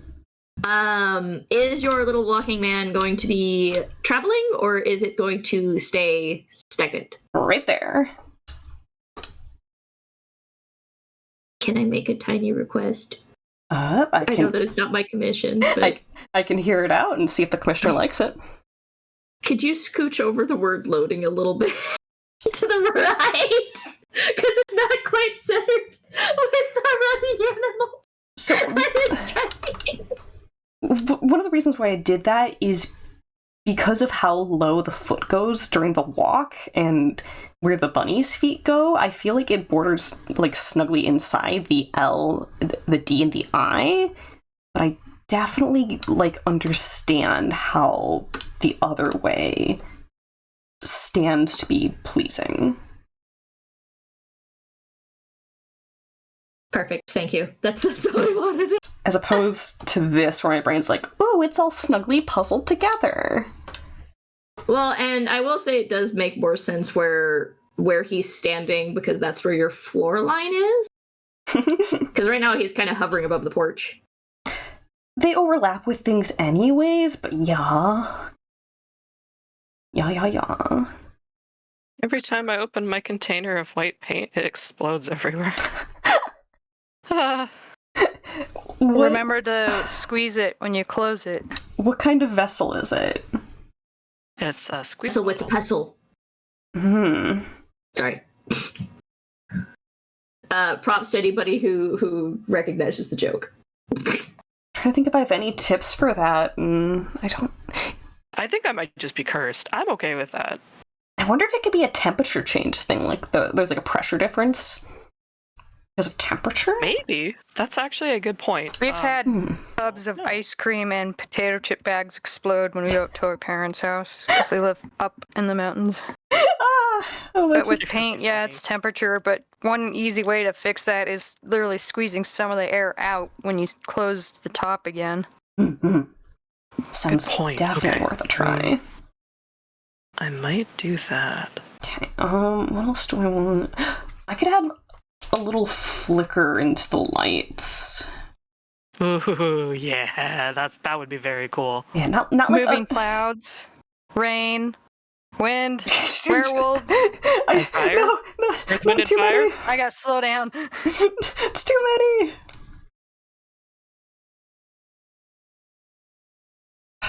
The light will be really easy, just because I can just add a little 2-frame change in like the width and height of it. Let's see, that's this layer. Drag this up. Sorry, it makes my picture smaller, which means I get buried more. Don't make me drag you up here. Why are you muted? That was so high pitched. Sorry. I'm sorry. Ooh, hold on. Is this gonna... This might ruin... Oh. Okay, no. Okay, I can put a hard light layer on that. Sometimes the effects layers literally get broken by putting them into different folders, and it's evil. Adding to the snack pile there, Kira. I would like to make a very weird pun, and I'm sorry it popped in my head, and now I can't unthink it. Oh? As one does. Yeah, do you know what happens, or what it's called, whatever Star Wars shapewear? Say that one. When SARS wears shapewear? When Star wears shapewear. What? Yeah, well... Sorry, thanks. Oh man. Okay, my brain went. Don't say it, Curio. Don't say it, Curio.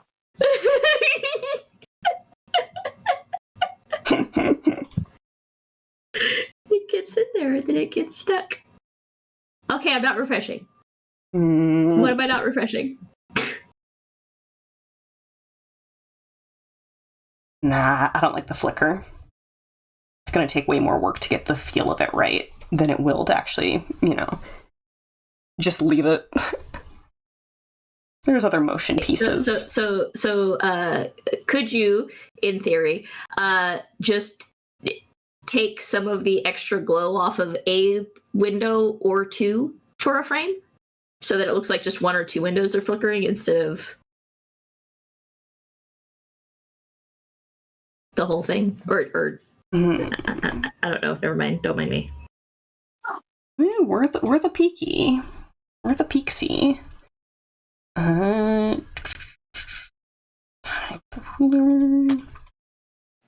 if it's be right back, why not just the front porch flicker and everything else is off? Could be. Let's see if I just reduce the opacity.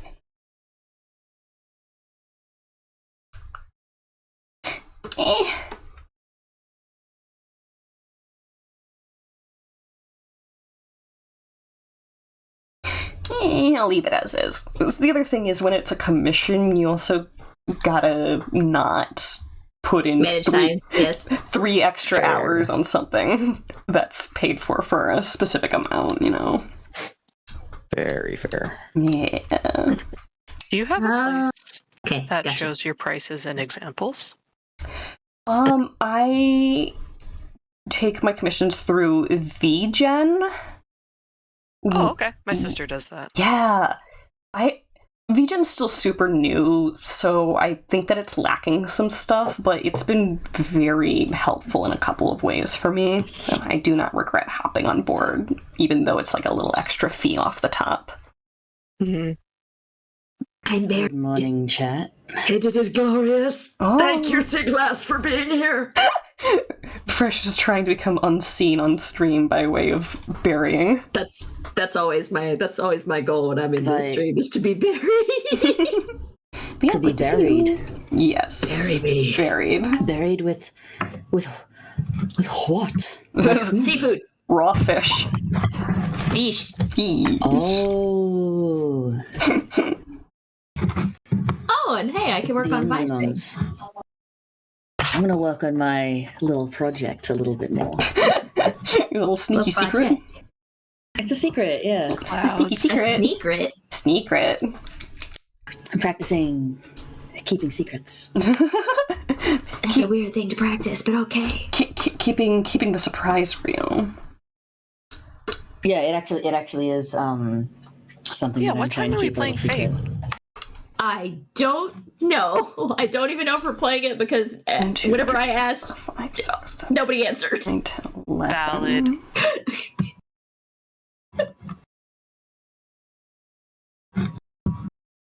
Okay, I'm definitely going to be extending the timeline out on this. So, Connor, how long have you been animating? Not today, but like ever. I was making flipbook sticky notes well by the age of like 6. A good foundation. Solid.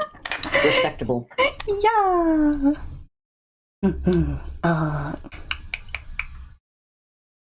What? Oh, okay, that's what that like. Whenever I'm extending the animation layers out, it's like, what's this? What's this? When did this get here? What's this? The fuck? The fuck? The fuck is in the air. The fuck? There's white shit everywhere. It's being streamed, by the way. Sorry, am I? I know this. Am I not allowed to say the fuck word on stream? I swear a little. You are. I'm just letting you know. Oh, I know. I am aware. Thank you. That's why I immediately went to push to talk.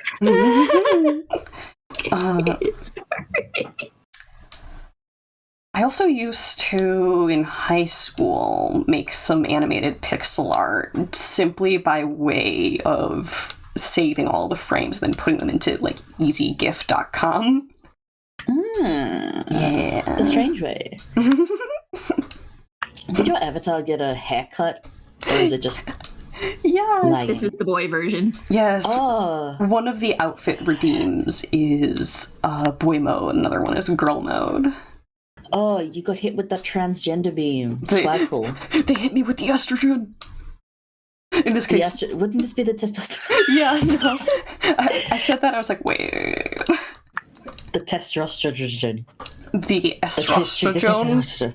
The estrogen. That's the one. Estrogen. Testosterone? Orange. Estrogen, I love that. Serotonin? Estrogen uptake inhibitor. Also, I love to joke. Oh, go ahead, sorry. In my chat, Hot Rod said, I know the F word. My poor little ears. Sorry, I've Welcome to introduced the real you to the world. F word, kid. Oh my gosh. The F word is fun. Hot Shot I and like to Mexican joke for that as a 150 non-binary bits ass. pansexual person, I've never made a decision in my goddamn life. Oh, excellent. Oh, Fresh, Understanding. you've been buried a little more. Hot Rod, thank you. Happy, joy, happy, joy. Please make sure you're taking care of yourself first and foremost. Anything past that is well appreciated. Okay, there we go. There should be enough time and space. Oh, so I walked into the pet shop yesterday Yeah. to give some. That was a mistake. Goodness. Anyway, I made a mistake yesterday by walking into the pet shop, apparently. And because I'm friends with the staff, because most of them have been there for years. And I thought, oh, okay, I'll give them some of my mini pumpkin pies, which I'm trying to get rid of quite desperately. Did it backfire? No, because I made there was a pool party for my friends, and I got excited. And these are like very small, like you can fit a finger and a thumb around them. Oh, Size small, yeah, they're me very too. cute. And I made. So the grocery store didn't have any short crust pastry left because of the Christmas rush. It was all puff pastry, and I'm like, fuck that. I don't use puff pastry for mini pumpkin pies. I'll just make my own short crust pastry. How hard can it be? So I looked up the recipe. No, it was fucking awesome. It was easy. I made so much short crust pastry, and then I thought, fuck yeah.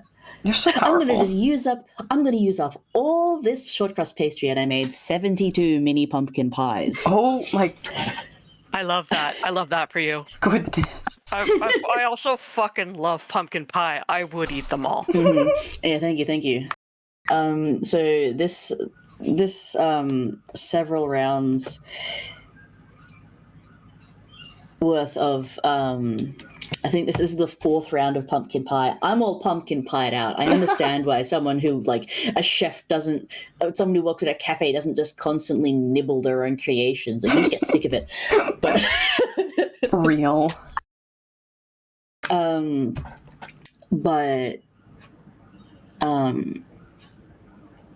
What was I saying? Right, yeah, so I made this 72 batch of pumpkin pies for a pool party, which only ended up having, like, 10 people. But then, boo, ad break, boo. Rest in peace. And they were a hit, but everyone only had, like, 2 of them. I only took, like, 40. Ill-advised. Like, Continue. there were 8 or at most 10 of them. So I still have all these fucking goddamn mini pumpkin pies. But anyway, I took some up to the pet shop. Sorry, that was a long segue. Coffee hasn't hit yet. Circling back to the point of this story is that I went to Pet Barn. I really lost the plot on this one. To give them some pumpkin pies. And they fucking loved it. They loved the pumpkin pies. They thought it was awesome. And this was the point of the story. Then this random guy walks in. He's definitely drunk, but he's not like No, listen, he's not rowdy, nasty drunk. He is, I'm a jolly man, being impulsive, good-natured, feeling the holiday spirit, which is like, it was a little bit like, he was very chummy, but it was still like pleasant, but I could tell he was like, I was like 90% certain he was drunk. And he just, it was him and me, we were the only customers, and there were I think 3 members of staff at that point, and he just started handing out $1 scratchies. And I was like, I've never done a scratchy before. I was like, okay. Bro was having a real good day, apparently. Okay. Yeah, fuck, okay. Later on, he ended up revealing that he bought them for someone else. He just gave them all to us. So I'm sitting there, I'm doing the scratchies, and I'm like, okay, I think I get the hang of this. I think I understand it. Blah, blah, blah. Okay. Well, the maximum prize is $25 because that's the year it's going to be. Blah, blah. Yay, New Year's celebration, whatever. It was. I understand why people gamble now. No. It was kind of exciting. No. And then I realized that the mechanics of this thing was exactly the same as I don't know if you guys ever have this, but Streets paddle pops, right? If they've ever had the competitions where you got to collect a certain number of the paddle pop sticks, because they've got the writing written on them that it's like, collect 3 of these and you'll win a car, collect 4 of these and you'll win a trip to fucking the Bahamas. I don't know, these kind of crazy shits. And what they do in those is they mass print 3 of the sticks, and then the ones that have the prize, they only pick they print like, what, 2 of those or 1 of those or whatever it is for the prize. And I just realized, like, that's exactly how scratchies work. Yep. I'm just basically paying $1 for a paddle pop thing, but like, at least this was free. And in the end, I did win. Oh. $2. Yeah, it's the reality of how that stuff usually goes. I knew a guy that buy them every day, and I was like, so what's your profit negativity on this, doing it every day? He goes, I usually win about $200 more at the end of every month. Huh. That's... So... Yeah. But he did it every day just to every get day, extra like, $200. Yeah. Crazy. Gambler's fallacy. Yeah.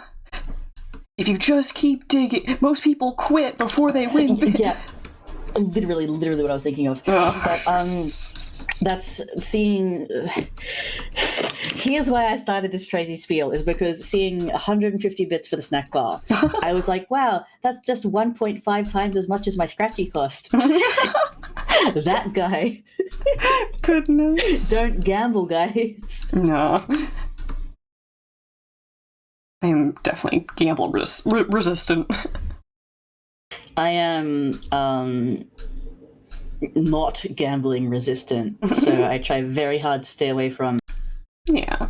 The Monopoly pieces from McDonald's. Yeah, exactly. Yeah. Those were a huge, not by the company scam, but there was internal corruption that made it a huge scam. Oh my god! Wow, unsurprising. Yeah, we got those It's almost like there's roughly twice yearly. Yeah. So what happened was, one of the people who was in charge of distribution of the pieces was planting winning pieces to specific people to split the winnings with. Oh my god. And it got revealed a couple of years later, and they did a mock interview with one of the planted winners, and they caught her in person. It was crazy. Fucked up if true. Oh, very true. Dude. I know. Sorry, I just say that. So valid. Automatically. Yeah, fucked up if true. There was legal recourse. Mm-hmm.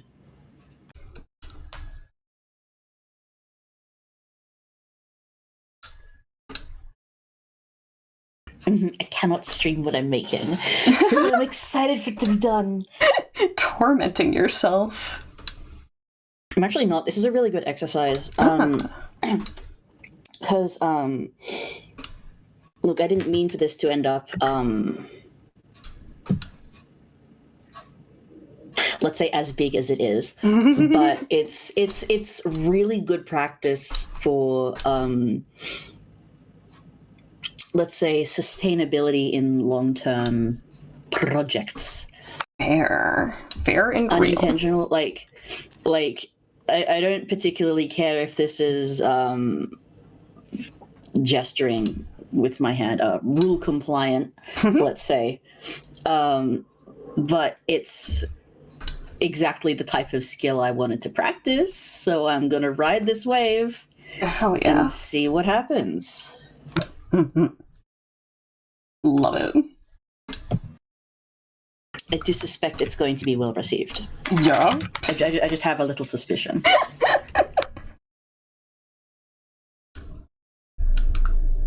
You know, I think you'll have at least one number one fan. And who might that be? Tooth Fairy. The Tooth Fairy. Fair cop.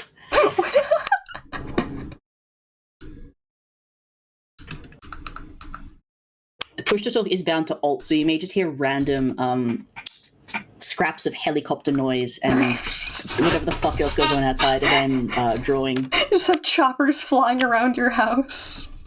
Nah, not a lot, but every now and then, every couple of days, just in the distance, you just hear this little swas swas swas swas swas swas swas swas. Or it could be like a little plane. Usually there's a lot of planes because they're not low at this point, but they kind of do fly overhead going to the airport. Yeah, absolutely.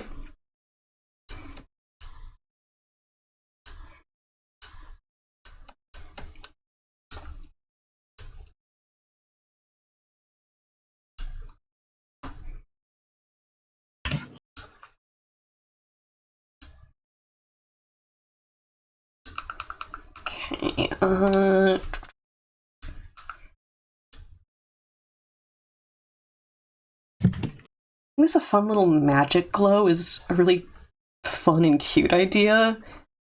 It's becoming a lot more hand animated-y than I was expecting it to. Whoopsie day. Yeah. Slow down! Never. Addicted to the grind.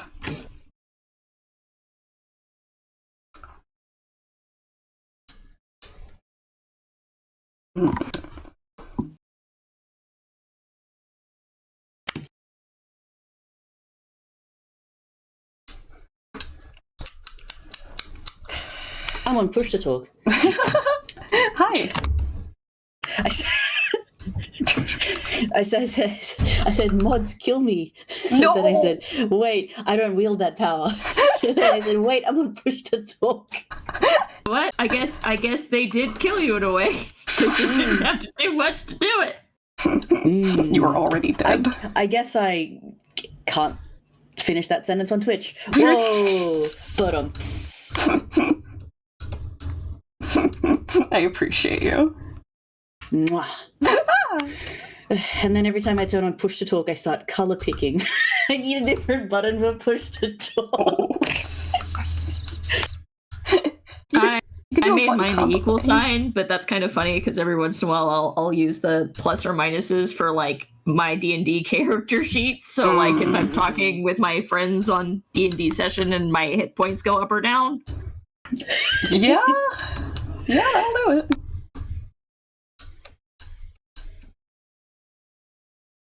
It's interesting how common of a conundrum it is to not have enough buttons in this day and age. Mm-hmm. Well, I mean, it's right up there with my favorite conundrum. Oh. And by my favorite, I mean I wish it would die a fiery death. Not having enough ports. Real. Yeah. Real. I've got a little macro pad, so my finger rests on the Alt button, my pinky finger. I've showed a photo, but sorry, that's not something that can be shared on Twitch, just because it's on Discord. I mean, if I really wanted to, I could drag it into Clip Studio and make everyone look at your fingers. Please, everyone, look at my frozen Band-Aid, because my cat scratched me last night. It was a blood sacrifice for the baby. No, she just launched off me and it scratched a bit. Like, it's not like... Yeah. I've had that happen to my neither... whole chest before. Mm-hmm. Neither of my cats, like, claw me to say fuck off. Oh. They will just fuck off. Yeah. Oh, mine doesn't tell, like, for mine it's not to fuck off, it's you're doing something that I don't like and I don't understand. Mm-hmm. So, like, last night I was exercising. Mm-hmm. And she was like, "You're not supposed to bend that way," and then she bit my arm and ran. Oh my god. Bruh. That's so sassy.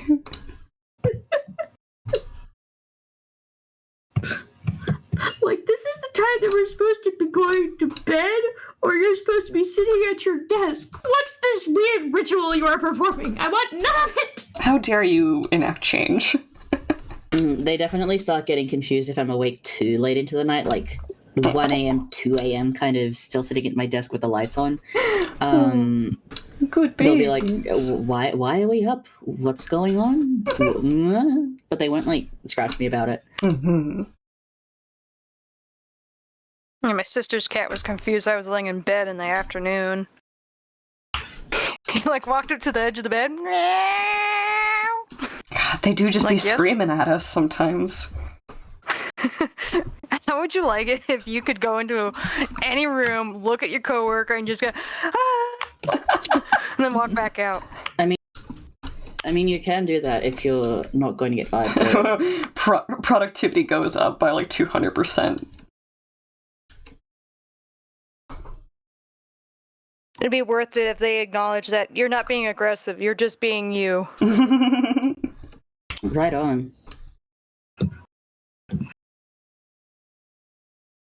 Rod said, I feel like we addressed the chat. Not sure what you mean, bud. Unless we're talking about chat acting like cats, in which case, yes, chat does act like cats. The chat. As they say in French. As they say. See, I have actually forgotten how to say that exactly right in French. I did learn French for a while, but it was Duolingo, so I didn't have anyone to learn with, so I just stopped. Yeah. I think if you take Duolingo anything, you should also try and find, like, some dubs of TV shows that are French to English, or vice versa. Yeah, I was, like, living in a house with no internet at that point, so I was just using my rationed phone data to learn with Duolingo. Yeah, that'll do it. So there was no way that was a possibility. Sorry. For coughing? Yes. What are you supposed to do? Suffocate? Yeah, suffocate. Mute? Do some, I don't know. Don't look at me, I just work here. No, you don't. You're not employed here. I mean, technically I am, just not on this channel. Oh, this is fair. I am starting to wonder if I should, like, seriously use my Twitch channel. I have one, and I think I say every now and then, I should stream more, but I just don't. You should do whatever brings you joy. That's so non-specific, I love it. I had my channel, and I did it for, like, 4 years, and then I just let it die. Mm-hmm. Well, you have bigger fish to fry in some ways. I don't want to be like a big streamer. I just want to like art stream or just do what Greek does, which seems like the ideal way to stream for me. Treating it as co-working. Yeah. I would not be able to do some typical Twitch streamer shit, let's say. Jingle your little jester hat every time the live button's on. Sounds like hell. See, me personally, I feed off of attention, so I probably belong here to some degree. I love attention, but I get... I love attention. Me? Go on, sorry, you go on. Are your thingy-madoober's teeth black or white? Thingy-madoober? On what? The thing you asked me to do the version of. Oh. You could choose either. It's not my critter. Give us the teeth deets. Like, the whole thing is just supposed to be like bone material that looks really withered or ash or just been outdoors for a while, so. Teeth would be dark if they're rotted, and white if they're just hanging out. You could do one or the other and decide which one looks better, just for the icon. Like, I won't be offended if you pick either, so. Fresh sounds so concerned. Fresh is having some kind of ideological nightmare right now. I wish I could be more cemented in on the design, but it's just been so out the window when I draw it, so I don't... Fresh having a cheaty moment. Yo, you're Except right. they'll be happy whichever one you choose. Yeah. True. Okay. This is true. Make the decision, Fresh. Come on, Cheaty. But it's not my person. It's okay if you make a decision and the decision doesn't stick. This was for fun. If you don't want to do it, you could throw it right out the window. Oh, she done. The teeth on the slab. There are no consequences here. Not for you. There aren't for you. Consequences. Mental consequences. You. Fresh. If you give it to me and I go, oh my god, why did you do that? I'll apologize and I'll fix I don't think I would. I don't think I would. I still will scream. Goodness. Okay, Michael. Now I'm just place quivering. characters now. Excitement. Can't wait. We're gonna make. If we're all just good place characters, can I be Jason? No, you're proving No, to yourself. you are not a Jason. I know, but it seems so relaxing to be a Jason. You are proving your role. You do not get to pick anymore. Oh, No. can I be? Cheating's so stressful. Oh, baby. Yes. Yeah. I want to be not stressful. Can I make the decision to not be as stressful? You can make the decision by picking the teeth color. No. Then you Get are out of the cheaty. cheaty conundrum by you can get out of the cheaty conundrum by doing non-cheaty things. Problem solved. Okay, I'll make these teeth bright blue. Ah! What's that thing that Aaron said? If I can't be the best, but I can sure as hell be the worst. Oh my god. I can be edgy. Blue teeth. Just- But bite you, do you turn into a were blueberry? oh, Thinking like a nice pastel blue. like robin eggs? That'll work. Robin X blue. No, I'll go with like a. I don't want to go. Being bitten by a were egg. Oh no! What are you gonna... You How slowly would a were turn- egg have teeth? The beak just pokes out of the front. What do you think an egg tooth is? You're right. You're right. That's not the egg that has that. That's the critter that's in the egg has that. Okay. No, You I'm say pretty so? confident the egg has it. Egg has The whatever whole we said it inside of the has. shell is just lined with egg teeth. Oh, that's No, I believe gnarly. that's sharks. Oh. Oh, I was about to say, I'm pretty sure that you're coming up with the new worst nightmare for some. Yes. Spencer asks, what's this? This is a commission for a Be Right Back loading screen. I am So I can putting do a way too much in highlight. this magic glow on the I text. hate myself enough to do a highlight. Fresh. What? Highlight? The way you speak of yourself makes me sad. Oh, it's an art. It's for art things. You know how it is. You're killing Like, me. Yeah, I can motherfucker. get better. I'm gonna hate every part of it, but I can make it better. You're killing me. Fresh. Yeah. I'm crossing my arms I'm pouting. and looking at you and just raising my eyebrows very slightly and inclining my head forwards and tilting my shoulders back. You know the pose. You're right. I'm so sorry. I'll start good place immediately. Oh my gosh. What? No! No! Watch me come to the wrong conclusion. My goodness. You see, To Fresh create a monster over here, slowly. Fresh can't make some decisions, but also Fresh is incredibly stubborn, so it's a Chidi and Eleanor combination. A Chelinor, if you will. Chelinor. Or an Elodie? An Elenidi? That sounds like Helenidi. Helenidi? God, I'm Which Helenidi. makes it Tahani! Oh, you're right.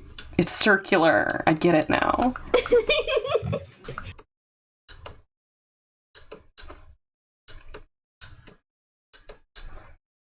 If anyone's Elenidi, it's me, because I'll think that everyone hates me for the smallest of reasons. And then I get too shy to join VC, because I've convinced myself complete falsehoods. Gripping you and shaking you. You too? Yeah. Oh. We have bad brain worms. Sometimes I think I see the wrong thing, and I'm like, 3 days later, I'm like, I can't go back to VC yet. They haven't forgotten. I've been banished. My proof is that no one said that I was banished, which means that they didn't tell me that I was banished, ergo I'm banished. Oh my. Everyone thinks I'm really annoying and a pain in the ass. This is true because everyone is so nice to me all the time. They're actually just lying.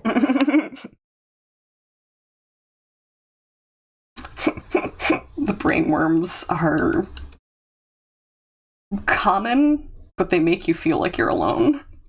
Yeah, that's nasty. Nasty. It's nasty. Straight Positively nasty. disgusting. Rod Y'all says, aren't nasty. Y'all are nasty. Nice. Rod says, I've been banished before I even go in. Yep, that's the brain worms. I self-banished. Oh. I pre-banished. Also, Spencer says That's very cheaty core of you. Spencer says they came in and heard something about a wereberry or a were egg. Don't worry about it. Don't think about it too hard. Just let it sit there. Trust me. Save yourself. Goodness. Everyone's so normal here. I love it. But wait, maybe you are. Wait, In the head. Quick. In strange and mysterious ways. Zoom in that sentence 400%. Yep, there it is. There's that asterisk. Really showing my asterisk there. Nothing? Okay, I'll take my drums and but myself. That one went right over my head. Oh, I'm sorry. You think I would get it? Of all the people here. Well, the common phrase showing one's ass. Oh. Which is like any faux pass. It's, oh no, I'm totally showing my ass on this one. You're doing something embarrassing. So, showing my asterisk.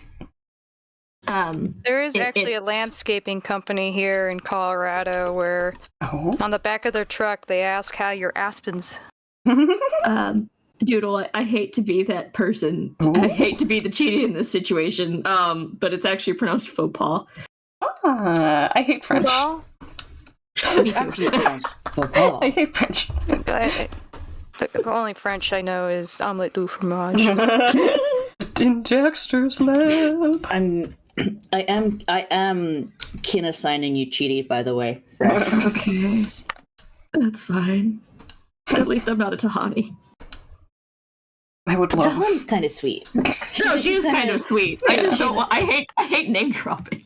She's a fucking nightmare, but she's also really tall and really hot. So like it balances out. She's a piece of work, but has many benefits. I like Janet. I like Michael. I wish I was a Janet. Everyone wishes they were a Janet. This is true. Yeah, see, I got a leg up on this, and I just made Delirium. Hi, my beast. Slaps my beast on the back. Hi, Del. Grips you. You're my Janet now. Oh my gosh. Showing off the OC. This is my Janet. That's this you is right my now. Janet. Teehee. Teehee. Is it weird that my brain's just imagining Walter as Janet, and my brain's like, yeah, that tracks. I mean, it's a little guy. He's a little guy. He's a abandonware guy. Fresh. Yeah. You need to pick a Janet outfit to put him in. Yeah. The immediate scream. I love that. Oh, fantastic. Did you know somebody wrote a song called ÇVODʔ's Nerfect? Oh, And good. they had like a Janet-esque person sing it. Oh, fantastic. That's really cute. Good stuff. Yeah. It started with, I might not be the Janet you're used to seeing. Aww. Oh, I love that. Okay, I'm almost through the main, like, keyframes, this little magic effect.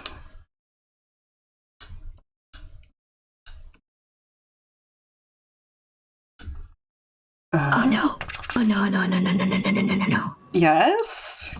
No. Yes. What's happening? I messed up. There is no messing up on my icon. No, only happy No, accidents. you fucked up. no, You there's fucked up beyond repair. You have to die. You have to explode into 1,000 pieces immediately. Oh, This is your penance. I actually can't do that. I can explode into approximately 1,000 pieces, but precisely is a little bit outside of my area of expertise. Just divide yourself up into 10, then 10, then 10. I would, but you Duh. see, after I get past 5, the pain is so blinding that I can't count properly. Oh my gosh. Skill issue.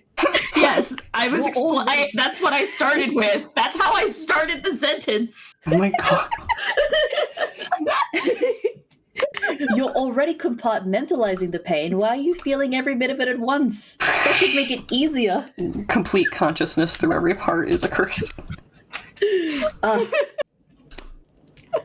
Once again, skill issue. Yes. I don't know how many times I agree with I could go 10,000 if I really wanted to. I just suspect at that point my body's RAM would start running out. I don't have a lot of it. Yeah, no, I'm sorry. I'm a singular steamroller rather than 1,000 mopeds kind of person. Oh. Wait, you guys haven't heard that before? No. Oh no, it's one of those weird philosophical questions that goes, would you be run over by 1,000 mopeds or one steamroller? Oh. Gotcha. Or if you would you rather be stabbed by a knife or get 1,000 paper cuts? Yeah, just that specific one is delightful. I want to get stabbed by a knife. Sorry, I my mean God. the paper cuts. Wait. I would rather put a nail under my toenail and kick the wall. Oh. That's evil. That's evil. I like how we all reacted. It's visceral. I wouldn't wish that on my worst enemy. Okay, well, maybe a little. Maybe on my worst enemy, but nobody else.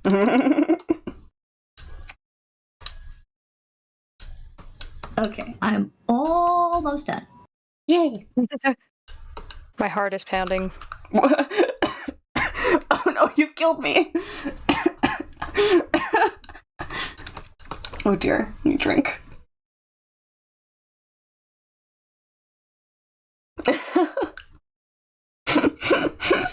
Streamer is dead.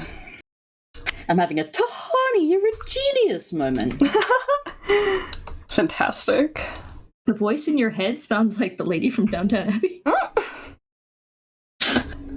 Maggie Smith is my godmother.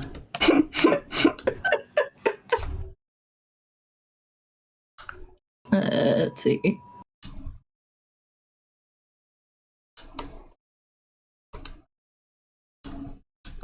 Okay, some it up in here.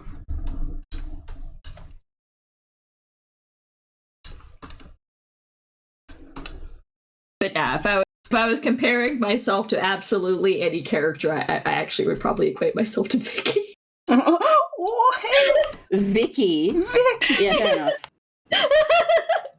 Yeah, see? I couldn't see you that malicious. You've never seen me She's play not games. malicious. God. She's just Okay. Fresh. omniscient, not malicious. Fresh. Okay, true. If Fresh has malicious, it's malicious compliance. Vicky feels a little more actively malicious, which is where I'm like, huh? mean, yeah, I would try to take over the experiment if my boss had failed 800 times. That's fair. And also, you've never seen me try to teach Donna how to play combat games. True. Hey. Donna, wow, you say your name. Fresh yells at me all the time, Doodle. Hi, Dada. Thank you, Donna. You actually came up and then immediately backed up my argument. I appreciate you. Oh man, I ran out of time keeping up with you guys. I was trying to golf. What? Oh, you want to golf? I was trying to, but then I got distracted by you guys, and then I ran out of time. Wow, what a shame. Wow. When I finish this commission, instead of working on the next one, I could make the rest of stream golf. Oh, yay. No, my friend was just helping me with money stuff. Spencer says huh in all caps. What were you saying that to, bro?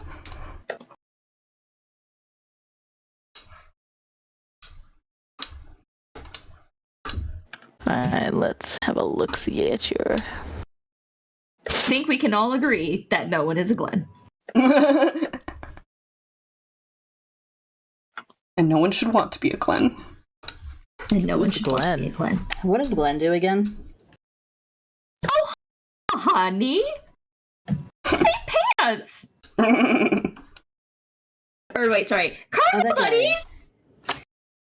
His only crime is being a little bit fruity. Okay, wait. Don't be homophobic. I might be a Glenn. Oh no, it's more of the way other people treat Glenn than Glenn himself. Okay, yeah, true. I might be a little bit of a Glenn. He's kind of oblivious, though. He's just living his best life. And I like that. I respect that. He's Demon Jason. Okay, done. This is your moment to save and unshrimp. No. Don't tell me what to do. It's actually really funny that you said that, because right as you said it, I sat up straight and saved. That's predictive. We're back.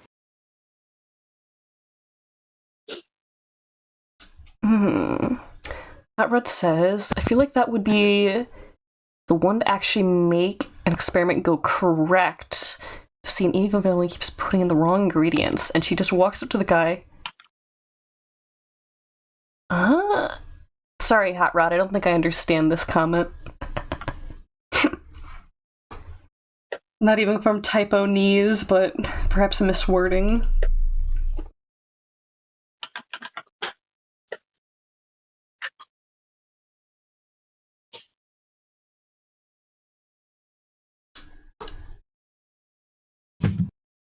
I feel like that would be the one to actually make an experiment correct, right? So you know the villain keeps putting in the wrong ingredient, she just walks up with this guy's such an idiot. You know, if you would have put this in there and it would work. I think maybe we're talking about Varesh if they were running the experiment? Maybe. Yeah. I understand. Yes. That's what I got right at the end there, but the phrasing was a bit. Oh, that's all right. You got it in the end. That's a high compliment. I appreciate it. Yes. Yes, okay. Thank you for the clarification. Hot Rod has been relying on some text-to-speech, so sometimes it's a little awry. Oh, okay, yeah. Text-to-speech. Mean. Text-to-speech, I hate you. I hate you for mangling this wonderful person's words. Die in a hole. No, okay, don't die in a hole. Die in a hole. Text-to-speech, die in a hole. I want to clarify. You piece of software. Piece of unalive software.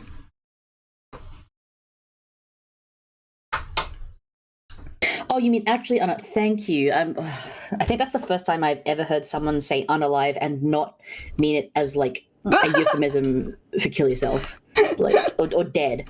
It is not a living thing. It is unalive. Thank you.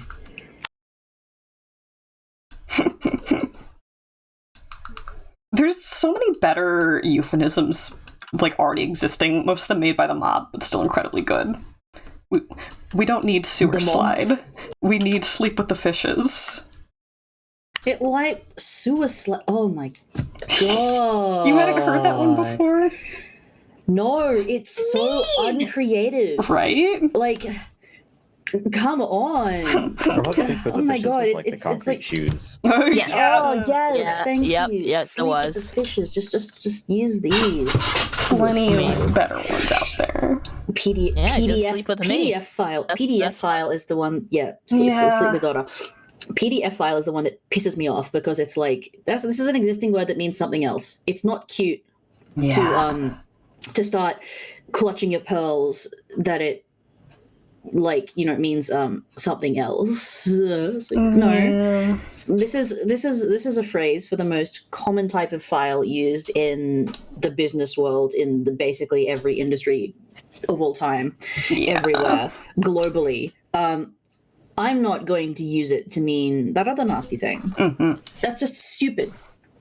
Yeah, it becomes a bit of a slippery slope. Commit toast to butt. No. Your boy Spencer? Your boy Spencer says we need to go commit toast to butt. That one's gonna be in my brain for a while. Okay, bye. You're done. Vi's drawing. I still done. I put Vi in places. Okay, the way I think I'm gonna do this is I'm gonna add more frames in between, but then I'm gonna let the rest of it be on like 3s. I think that'll make me the least insane to finish this.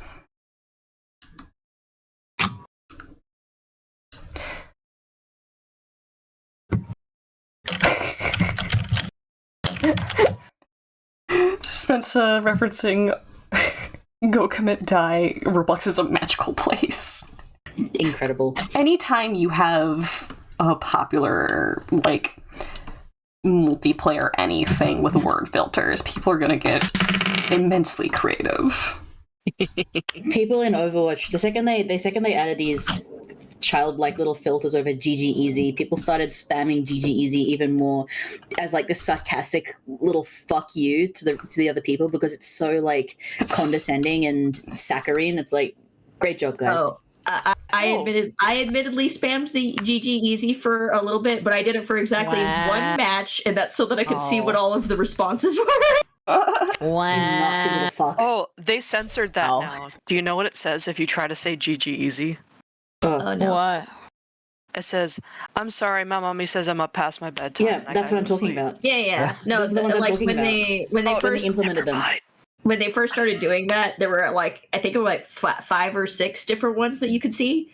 There's still a few of them. Right. So yeah, I wanted to see what all of them were. So I did it for one round to see what all of them were, and then I just didn't worry about it. That's so innocuous of a sentence to be worried about. People still use them, but like as the funny quote-unquote censor phrases to be sarcastic and rude. But maybe that's just because I play on Australian servers and we're all sarcastic and rude little shits. I cannot if you play with us, though, how does that work? Well, censorship can be client-side. servers.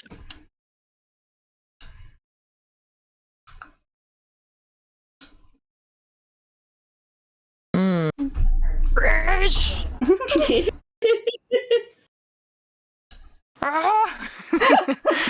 Sounds like they like it. Glad you like it. It's so spiky. I was like, I hope I do it okay. It's excellent. I love visual motifs. Heck yeah. Wait. Oh no, did I miss? Is that a line or is that a? Okay, that's a line. Okay, that's fine. Dada, what are you wowing about in my chat? Oh, Fresh.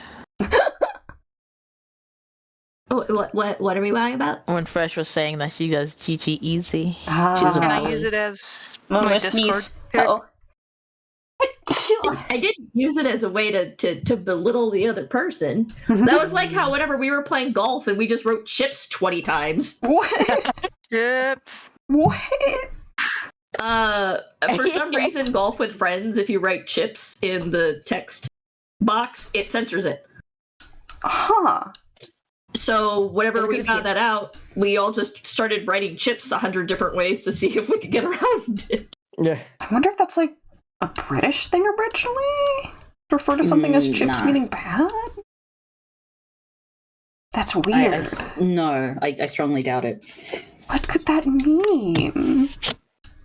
Do you call Oh. chips in Australia, or do you call them crisps?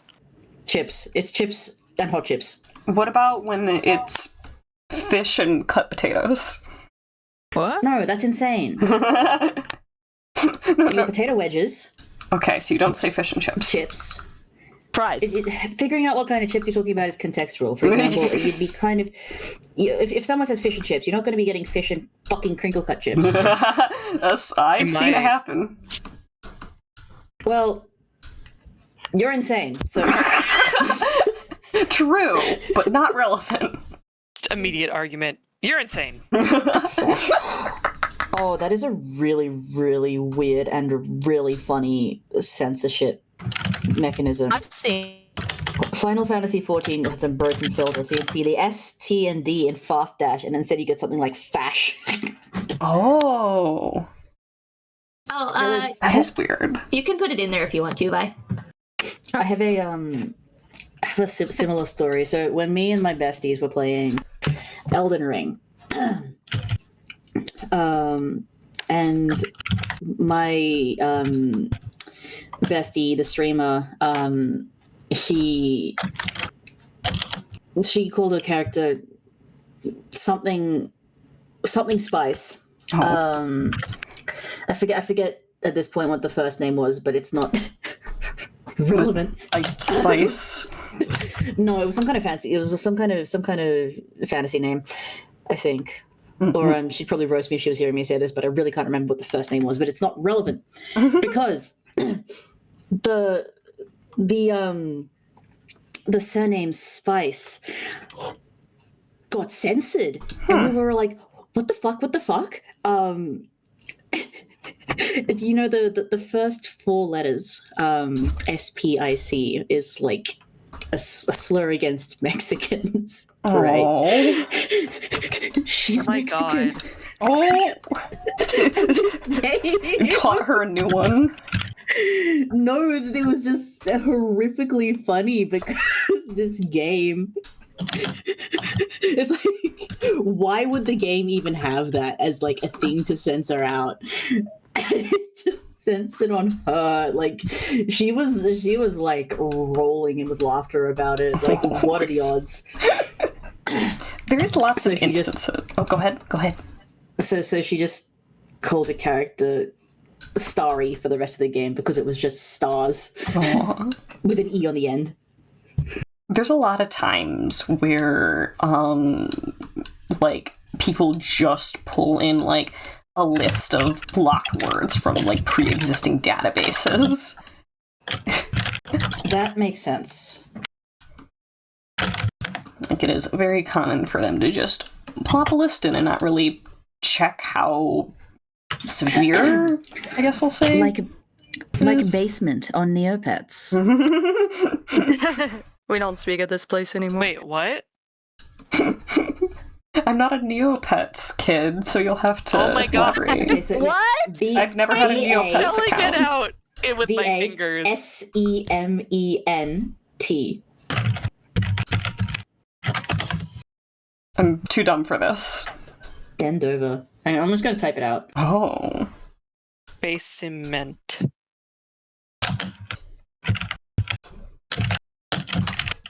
Okay, I assume you're Doodle, putting... what's a submarine filled with? Ah.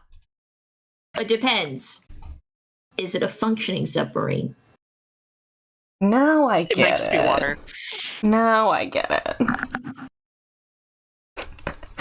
I I'm think gonna draw Bosco after I finish drawing this shirtless Brodkin. I think one of you already read my chat for me, but Spencer said, "Ah, yes, who can forget the champion of Kahoot, Ben Dover." Oh god, I would get in so much trouble if I did that at work. Kind of want to do it now. It's a You'd be like forbidden that one food. guy. What's your name? Hugh Mungus? So there was a client that I worked with whose name ended in over, and they were in Andover. So over and over. So yes, that was the joke that we made because it's one of our more like common clients. So like we were just like, yeah, we work with them over and over and over and over. Delightful.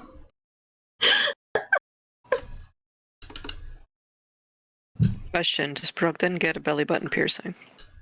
So Yes. to have a belly. Sorry, I don't know. I didn't hear the first part of that, but I heard the second part, and yes, I'm going to enable that. Get the piercing.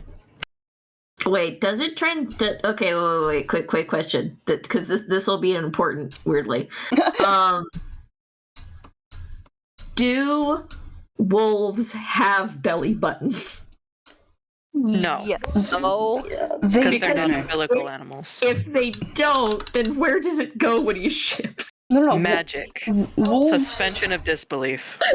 wolves are umbilical creatures, but doesn't mean they have a button.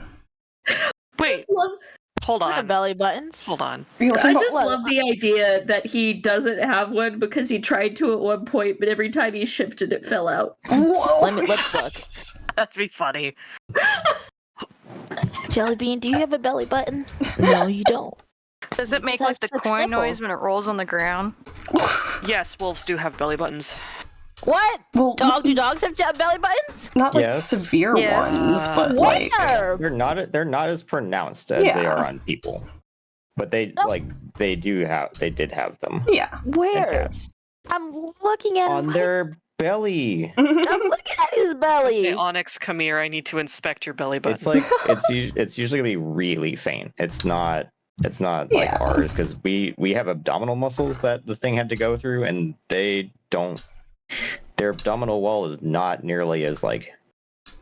They don't got 8-packs, Dada. True. They got This wolf 6 packs. does. They got 6 nipples. That's Only the ones different. from that one anime do. That's Donna, that's different. Wolf's Rain? Well, that's in people form. There's another one. It's the one where they're all drawn really square-headed and they all have packs. Oh, you mean Beastars? No, this is prior. This is earlier. Shit, they all look Toledo? like Shibas. Like every Ah. single type of dog, they all look like Shibas for some reason because the author can't draw anything else. I need to know what this is. Let me and this is find. amazing. Yeah, I'm not I'm familiar. surprised you aren't familiar. I'm currently drawing my werewolf boyo. No. I'm drawing something very evil and secret. It's not that evil. Meaning tortillas. That's a little evil. Yum, that sounds. Tortillas and nothing else. Sorry, what? Fresh is eating And tortillas. seafood. Tortillas and seafood. Yeah. Are you Seafood nachos. scooping it? Are you scooping it into the tortilla, or are you just eating it separately? Like one hand tortilla, the other hand seafood. Oh my gosh. Oh no, I'm just Okay, eating. Anna. I'm eating lobster tails and crab and tempura oysters with my tortillas. Cool, I'm That's jealous. okay. Is there a reason for the tortilla? Are they being scooped into your mouth? I'm sorry, what on earth is this? We're making fun of Fresh's food choices. Oh yeah, you found it. No. I was Oh. gonna say, like, that Inga, anime. Oh. Yeah, no, Oh. V found the thing I was thinking of. You're right, they do all look the like anime. Shivas. The manga is way guiltier of weird wolf peck boobs. What's wrong with the little And peck? to answer your question, Donna, Yes, Fresh. separately, I am eating the tortilla as Twitch feeds me the seafood. I see.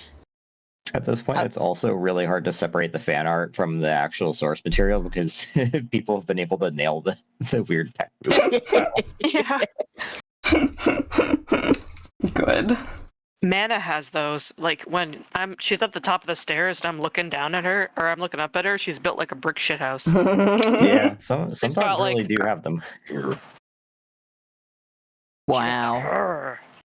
But Mana's also like, it's funny because she's like all muscular, and then I get upstairs and I look down at her and I'm like, you're round. That's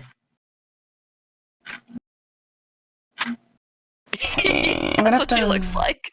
I'm gonna have to export this as a GIF and stare at it before I'm happy with it.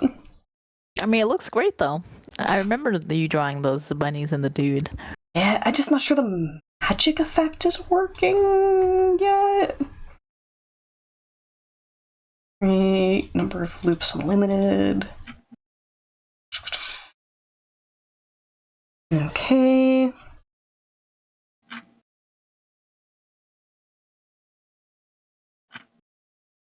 Yeah, I'm just gonna have to. I fucking love Temmie. Temmie's fantastic. I have to drop this in Discord and just stare for a minute. Oh, nice. Standing after all this time. Ugh, the magic will look better if I do in-betweens for all the other parts, but I would almost want to I want to slow it down. It looks too fast. Yes, that's why in this case, when I'm referring to tweeting it, it's also adding the frame in between it. Okay. I would almost want to add in some very small white highlights to give it some extra sparkle. Yeah. Purple. Yeah. Not a lot. Not anything that's Give you some pizzazz. some either small highlights or deepening of color so that it stands out against the white text a little more. Yeah. I gotta figure out which frames did get tweens and which ones didn't. But I like the smoke effect you got going on. That's real nice. You said smoke effect? Yes. Well, Just the way that it moves and curves. The shapes it makes. Yes. Sorry, it makes me think of smoke. So No, I'm just getting on the same page. Or the Aladdin swirly smoke thing going. Heck yeah. Okay, I think right between 14, 15 is where it goes back to twos. So before I do the drawings, I'll do one more export and look at it with that timing. It'll feel a little chunky. But we'll get the vibes closer. For a brief second, I thought, oh, maybe I should stream my drawing, but I must stay strong. I think I'm getting stuck on line art again. I have to just smash out the colors and be done with it. I believe in you. The colors is going to be really quick compared to everything else. It's always the line art that I get stuck on. Yeah, LOL. Okay, yeah, I'm definitely going to be tweening this at that timing, it looks like. I don't want to. But we will. We will. I'm going to get this done today. I believe in you. I'm going to get this done today. You got this. You know what I'm making. Yeah, you got this. I'm going to get it done. You're so powerful. What are you making? You can do it. It's comic-y. I'll say that they are making something comic-y. Perhaps. With panels. With panels. Is it for hats? Technically. Technically, yes. Ooh, look how fancy Doodle is. Server. Not even my art, just me. He. Twirling my mustache.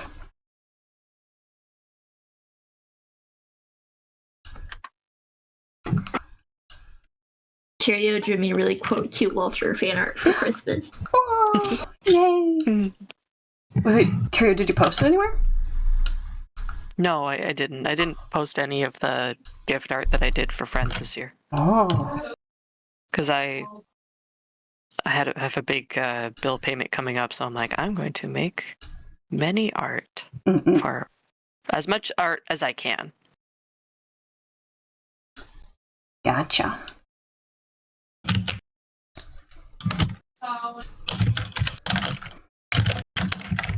Gift art is lovely.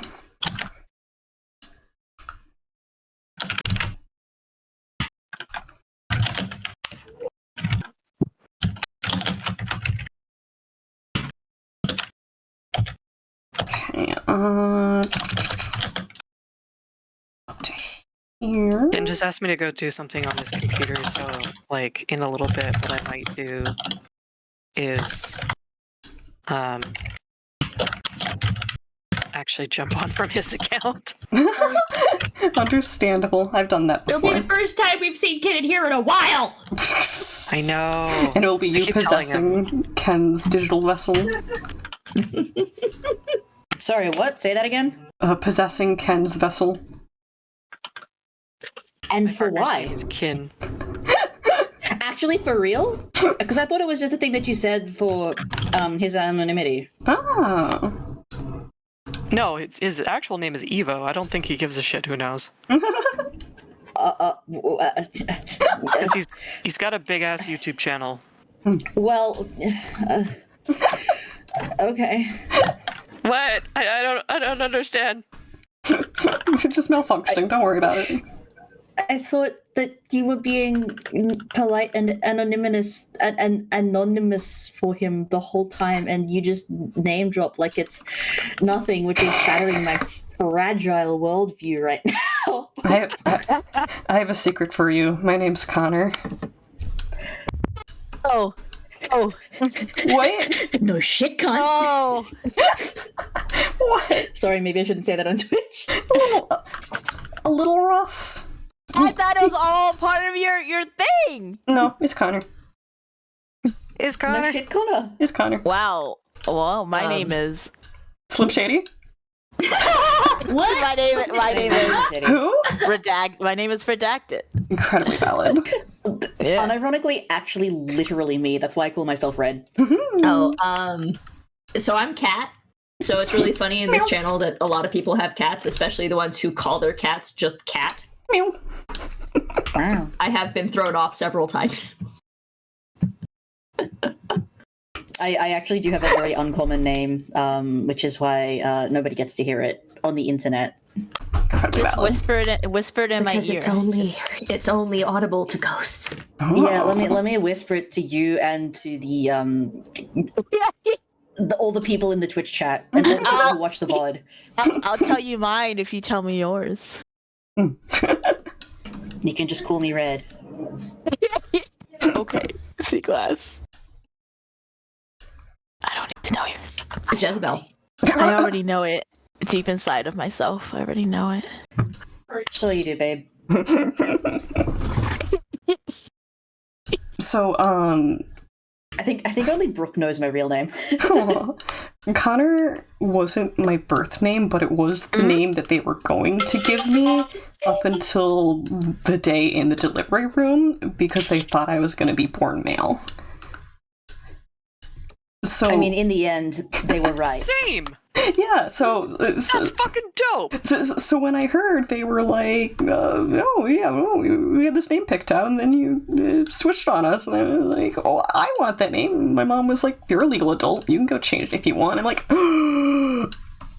and I spent a lot of money and time. I fucking wish my parents had been that chill. Like, I swear to God. I have some good privilege in the form of a family that do not reject my name choice in any real way.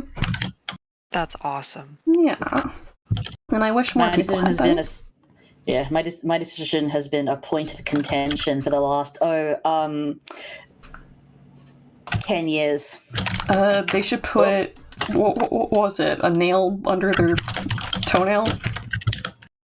Kick some- I don't remember what it was, and I think I'm repressing Nail it. under toenail and slamming it into a wall. What? Brain rejecting it. No, thank you. They should do that. They should have a grand time doing it.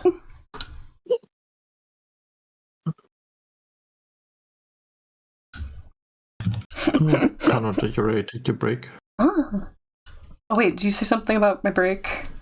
Did you already take your break? No, but what if I just finish this before? But you're already 3 hours in. What if I just if you're on a roll. And shrimp yourself. That goes for everybody. I have pretty good posture by default. Not that bad. I actually have some prawns in the fridge that I could eat. Oh. Nom. Big juicy prawns that I bought last night.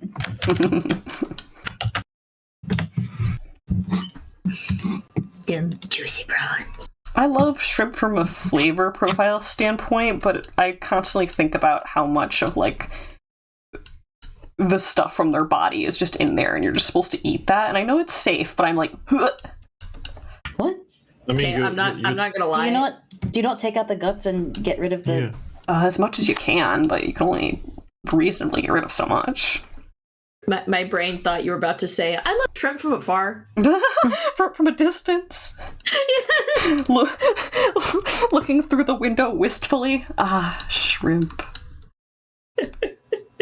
But yeah, it's my opinion that it's hard to make any shrimp perfectly clean, and ergo, I have to accept that they are just naturally dirty animals. They're bottom feeders. Feeding on bottoms, if you know what I mean. There's a whole song about... Brain just go shrimps, the ultimate tops. It's a whole song about talking about how, like, down bad shrimps are. It's a really good song. I should go find it. Instead of taking my break. I should take my break. Dang it, Nav. Pause. You caught me. Yeah. Caught me. No, you sound so sleepy. I'm very tired. Yeah, okay. We will take a break. We'll do a save. No, you could actually use your beer right back. Oh, wait, it's not yours. Sorry. This is true. It's not mine. Hot Rod says. You can use your beer. Say again, Neff? You can use your beer. That's what I understood. BRB is what they said. Hot Rod said, if you think about it, everything is dirty. Everything feeds off of stuff that gets nutrients from, say, savory items. So nobody, no matter what you're putting your trash in your body, true. It's all just carbon atoms, different arrangements. Poor little European man. Reacting and thinking Tennessee is a small state, or a big state. Goodness. Okay. Tennessee's not that big of a state. Do you guys mind being left, like, audible to stream, or would you? Okay. I don't really mind. Either will work, but I will just say, ha ha ha, Texans thinking Texas is big next to the might of Western Australia. True. Okay, I'll take 10-15 minutes, and I will be back. Yeah. See you later. Yeah, nerds. You take care of yourself. I got hair on my wrist now. Congratulations. I'm hairful. Harry McCarrington. Yeah.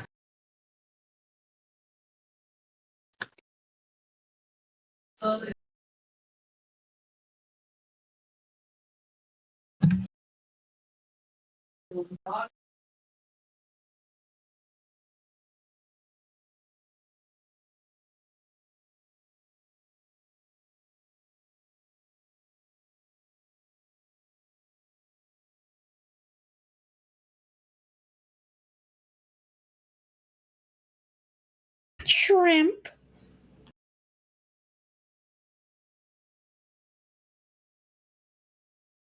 We got dead air. Everyone start talking. I'm I just am watching staring a at video. how much work I've gotten done. Yup. Yep. Damn, it really is true. You just gotta keep talking if you're streaming. And look, I know it's on break, but it's still like the instinct. This person just pronounced a U.S. state, and he says, "This is the hardest one to pronounce. It's Massachusetts for Massachusetts." That is hard to pronounce. Yeah, it's just Massachusetts. I only know how to say that because of Scout from Team Fortress 2. I know some people get fed up with Arkansas and Kansas. What do you mean is not Arkansas? I was gonna say, America, explain. explain. Why is it Arkansas? Can you guys say that? Arkansas. I had a Canadian friend that can't say car, they say cur. Car. Like, so Car. what drives on the road? So cur drives on the road. Not happy. Yeah, but you guys can't say aluminium. You can't say aluminum right. Aluminum. It's aluminium. There's no looms in it. Seaglass, can you say what I put in chat? What I put in chat? What I put in chat. What I put in chat? Oh, Saskatchewan. Yeah, I have. I have heard that one before. Bites you. Saskatchewan. Saskatchewan. Okay.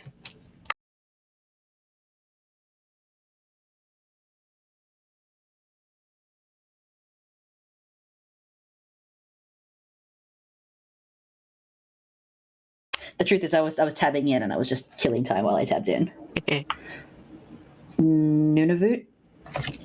Nunavut? Nunavut. Okay. Noot. Nunavut. Yeah.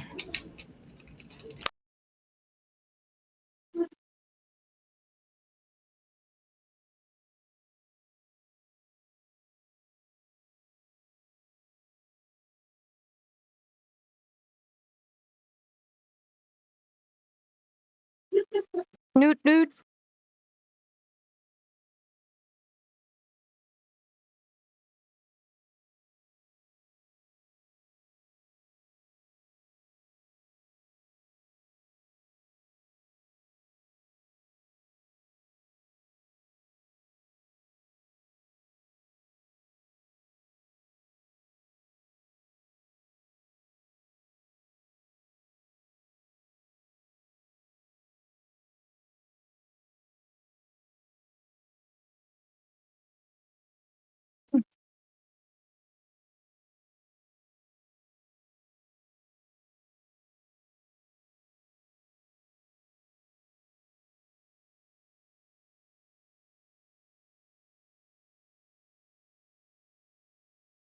I've dropped some names in the chat.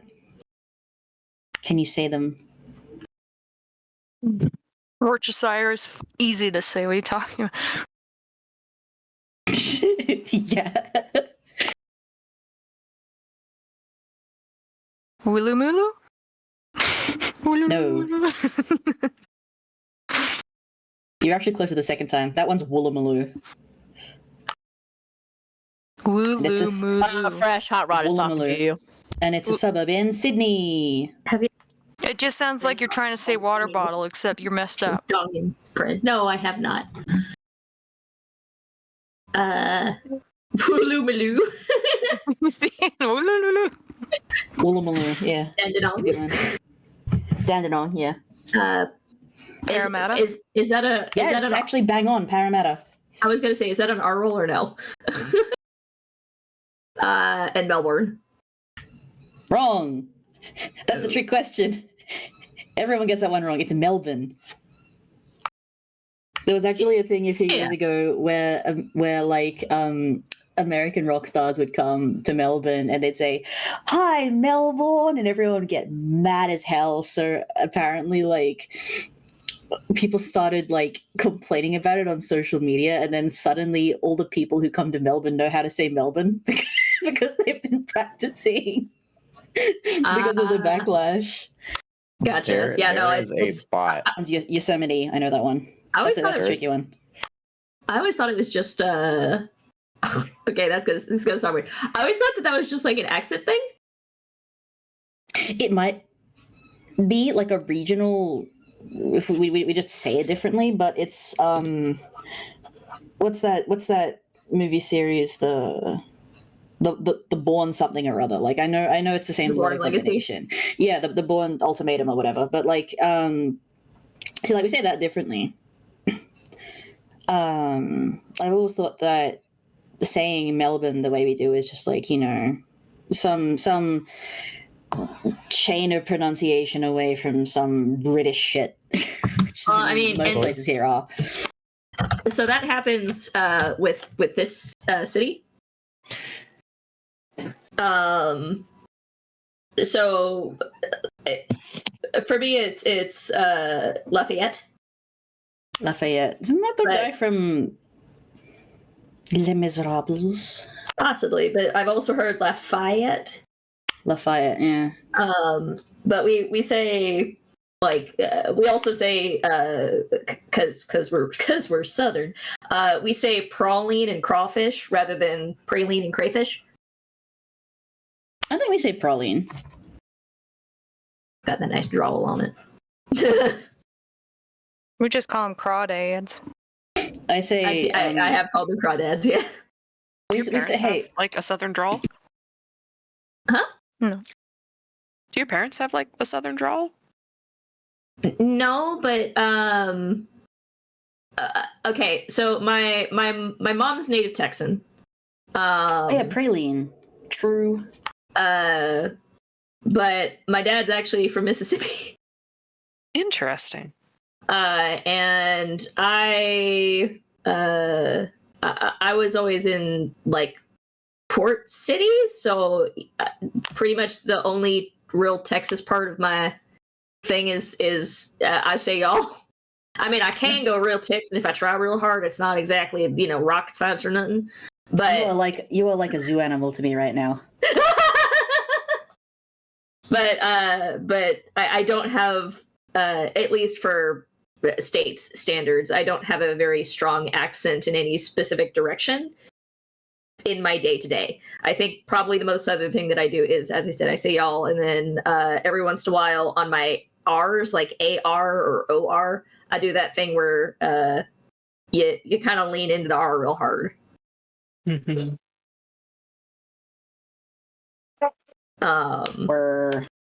But yeah, I've had this conversation. I enjoy accents.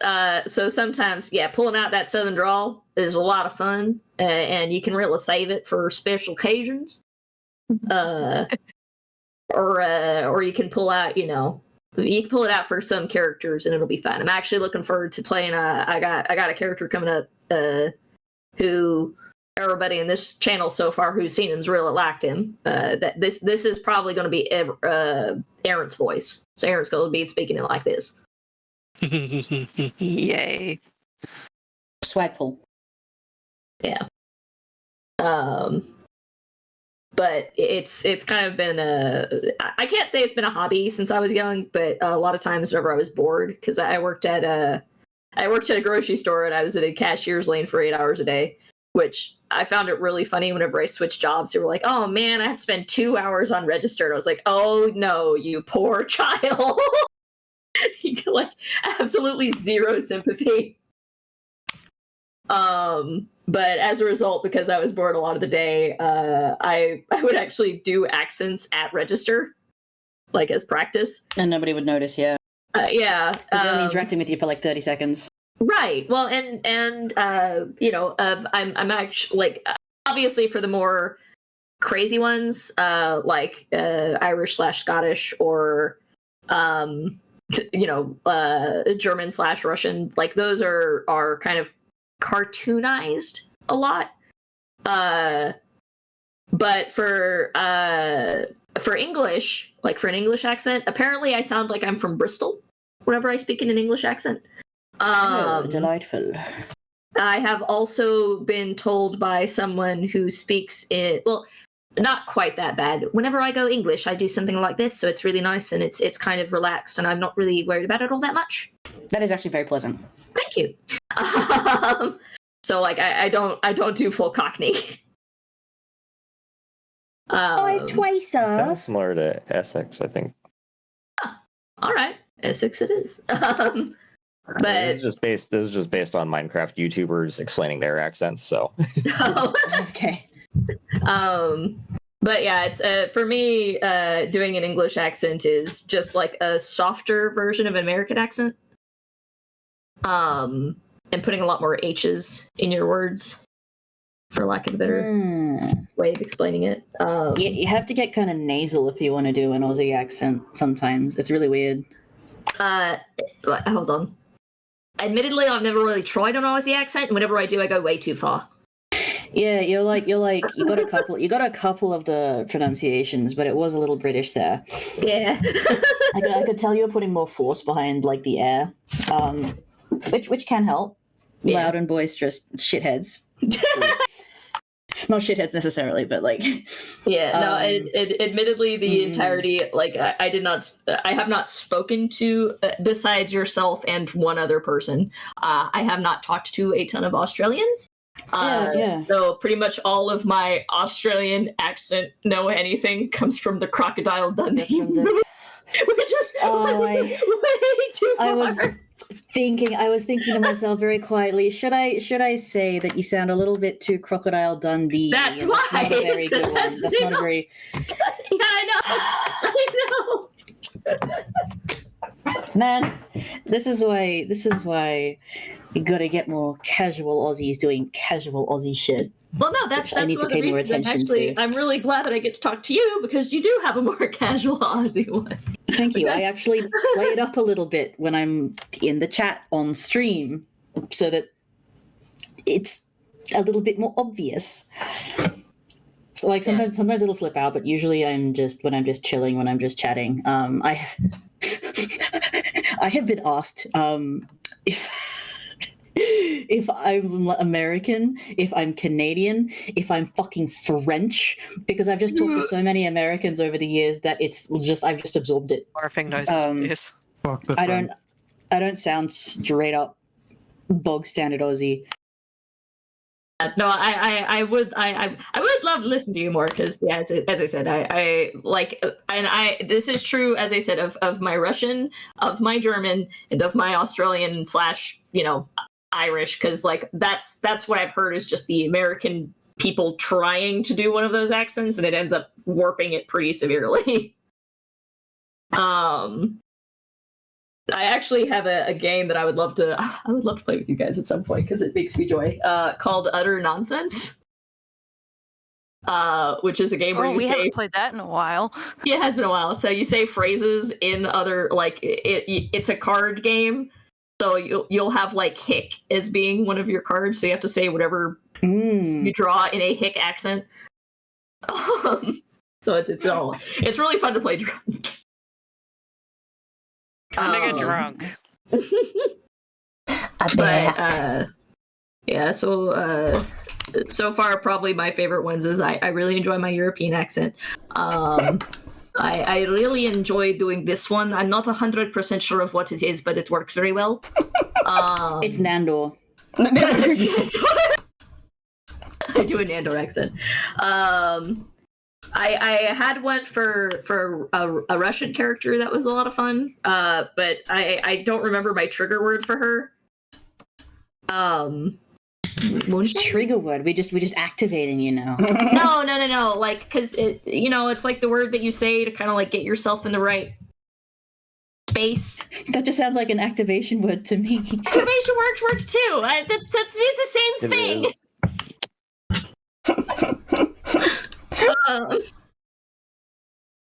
But yeah, if I was using a really bad example of Australian, would it be shrimp on the Barbie? I love shrimp on the Barbie. I've never had that. That's a lie. My dad would sometimes make prawns. Would sometimes put prawns on the barbecue for Christmas. And that's another thing. We don't fucking say shrimp, we say prawns. Prawns on the Barbie. Prawns on the Barbie, thank you. I did say it was a bad example. Prawns and lobsters. Yeah. Hey, Fresh. Yeah. Say the words rise, up, and lights back to back. Rise up in lights. I said rise up, you added Rise syllables. up lights. Rise up lights.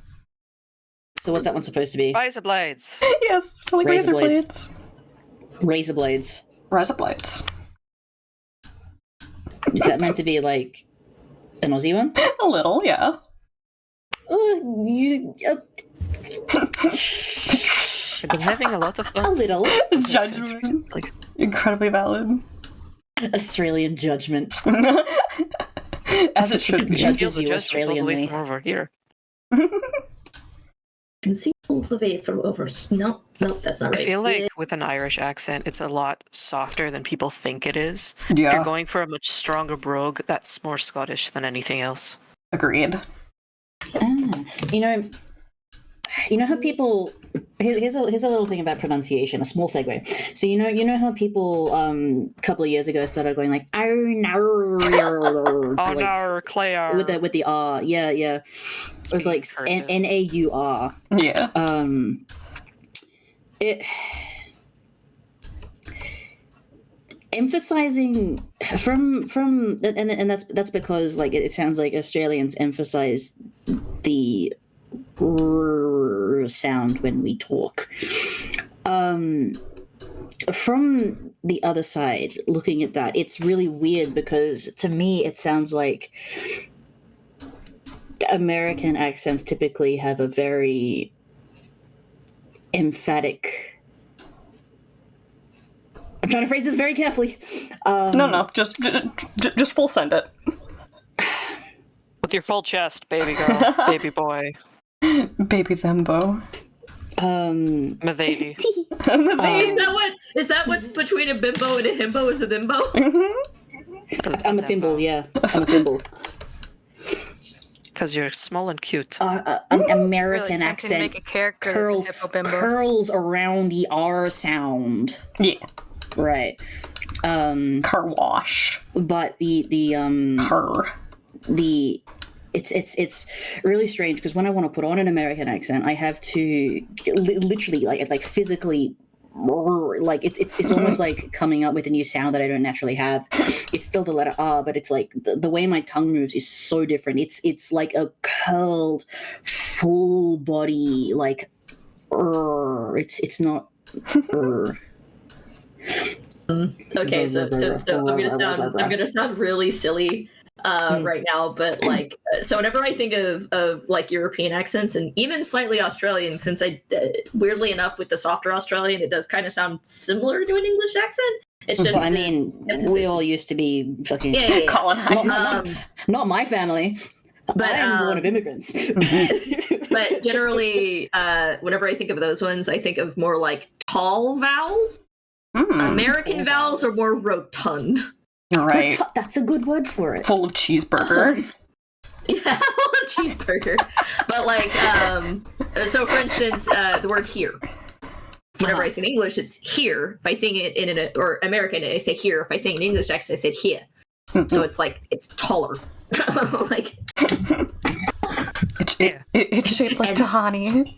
It's shaped like a tall giraffe. Oh my God. A mean giraffe. A mean giraffe. Oh, I'm Tony Jamir, and I have an equivalent to a mean giraffe. It's shaped like a tall giraffe. I'm Tahani. Fantastic. Tahani Al-Jamil. Wait, actually, small tangent. It's very cool. And by cool, I mean, oh my God, colonialism. Say no more. Of how, like, Tahani has that posh British accent because insert long history about the British colonization of India here. So my mum's side of the family, so my mum's parents, they were born in Sri Lanka, right? and they were part of the colonizer class. Not rich, but not Tamil. And they, as that like sign of class, as that wanting to be, like well put together and polite, they have that sense of British accent. Yeah. It was so my great grandmother, my mum's mum, sounded a hell of a lot more of that. She was a very, very well kept woman, and she had a much stronger quote unquote British accent. Like Tahani's is put on obviously for show. Everything in that show is exaggerated, but it is quite rooted in truth, and that poshness is something that she always had. She would not naturally, maybe she'd like taught herself to do it, but she, every single time she said a word with the letter R in it, she would roll her tongue. Oh wow. Yeah. Wow, that's like opulent. It was, what the she fuck? was, it was a very light, a very gentle little, just a little purr. Proper, just a little proper thing. But it like every single time she would just get that little trill on it. Pinky up, drinking from tea, as she said. Not even she wasn't over the top posh. She didn't put a pinky up when she drank tea. She was, but she did hold herself in that way. And my granny has some of that as well. Not as much, but she still the accent. We're all Australian, but by Australian standards, it tends slightly towards British. And even when I'm like with that side of the family, I find myself kind of slipping into that slightly more, not quite British, but proper kind of polite accent, which happens to be a little bit British. And it's just like the nice and proper thing to do. It's the right etiquette, especially when we're having a nice dinner. So that's my cultural segue for the day. Yeah, personal allegory with it. Yeah. Incredibly valid. I understand where you're coming from there, because whenever I'm with the Irish side of my family, it comes out like my grandparents, my aunts, uncles all have very pronounced Belfast accents. Sorry, pronounce which accents? Belfast. Belfast, all right. Because they're all from Belfast. Yeah. So, growing up, my nickname was Pet. So how are you doing, Pet? Oh, that's cute. Yeah, I love my granny. And then on my dad's side of the family, they're French. But they have they don't speak like the Quebecois Canadian French. They speak like Parisian from France, because that's where my family came from. So, but they've got a little more Canadian accents, I think, probably because like I grew up in the fucking sticks. Rural Canadian, big difference. Yeah. Fucking. I don't know what a Canadian accent sounds like. Oh, there it is. Okay. Oh, wanna grab a 2-4 and play some shinny down at the creek? I love Letterkenny. I feel like if I try to say that, it would turn Irish real quick. Like, oh yeah, do you want to grab a twofer down and grab by the sticks? No, see, that's Newfie right there. like it's funny because Letterkenny's not actually that far off. Nope. A little exaggerated, but it is definitely, but it's like no, like that's like we kind of do sound like that. Okay, I guess I do kind of know how to do an accent then. I'm just not quite sure how to get it right. Nope, that's Irish. Right between Newfie and Irish. That's right the needle. I was gonna say, Alexa, you know what's up. I have read that Letterkenny is so specific to the people that it was based off of that, like, there are people who recognize, like, oh yeah, that character's based on me. This is the X small town. Yeah, like you go to any Canadian town out in the sticks, and it's just like, Like, hey, bud. How you doing? Fantastic. How's it going? I still like the idea of a French Canadian as bonjour, eh? I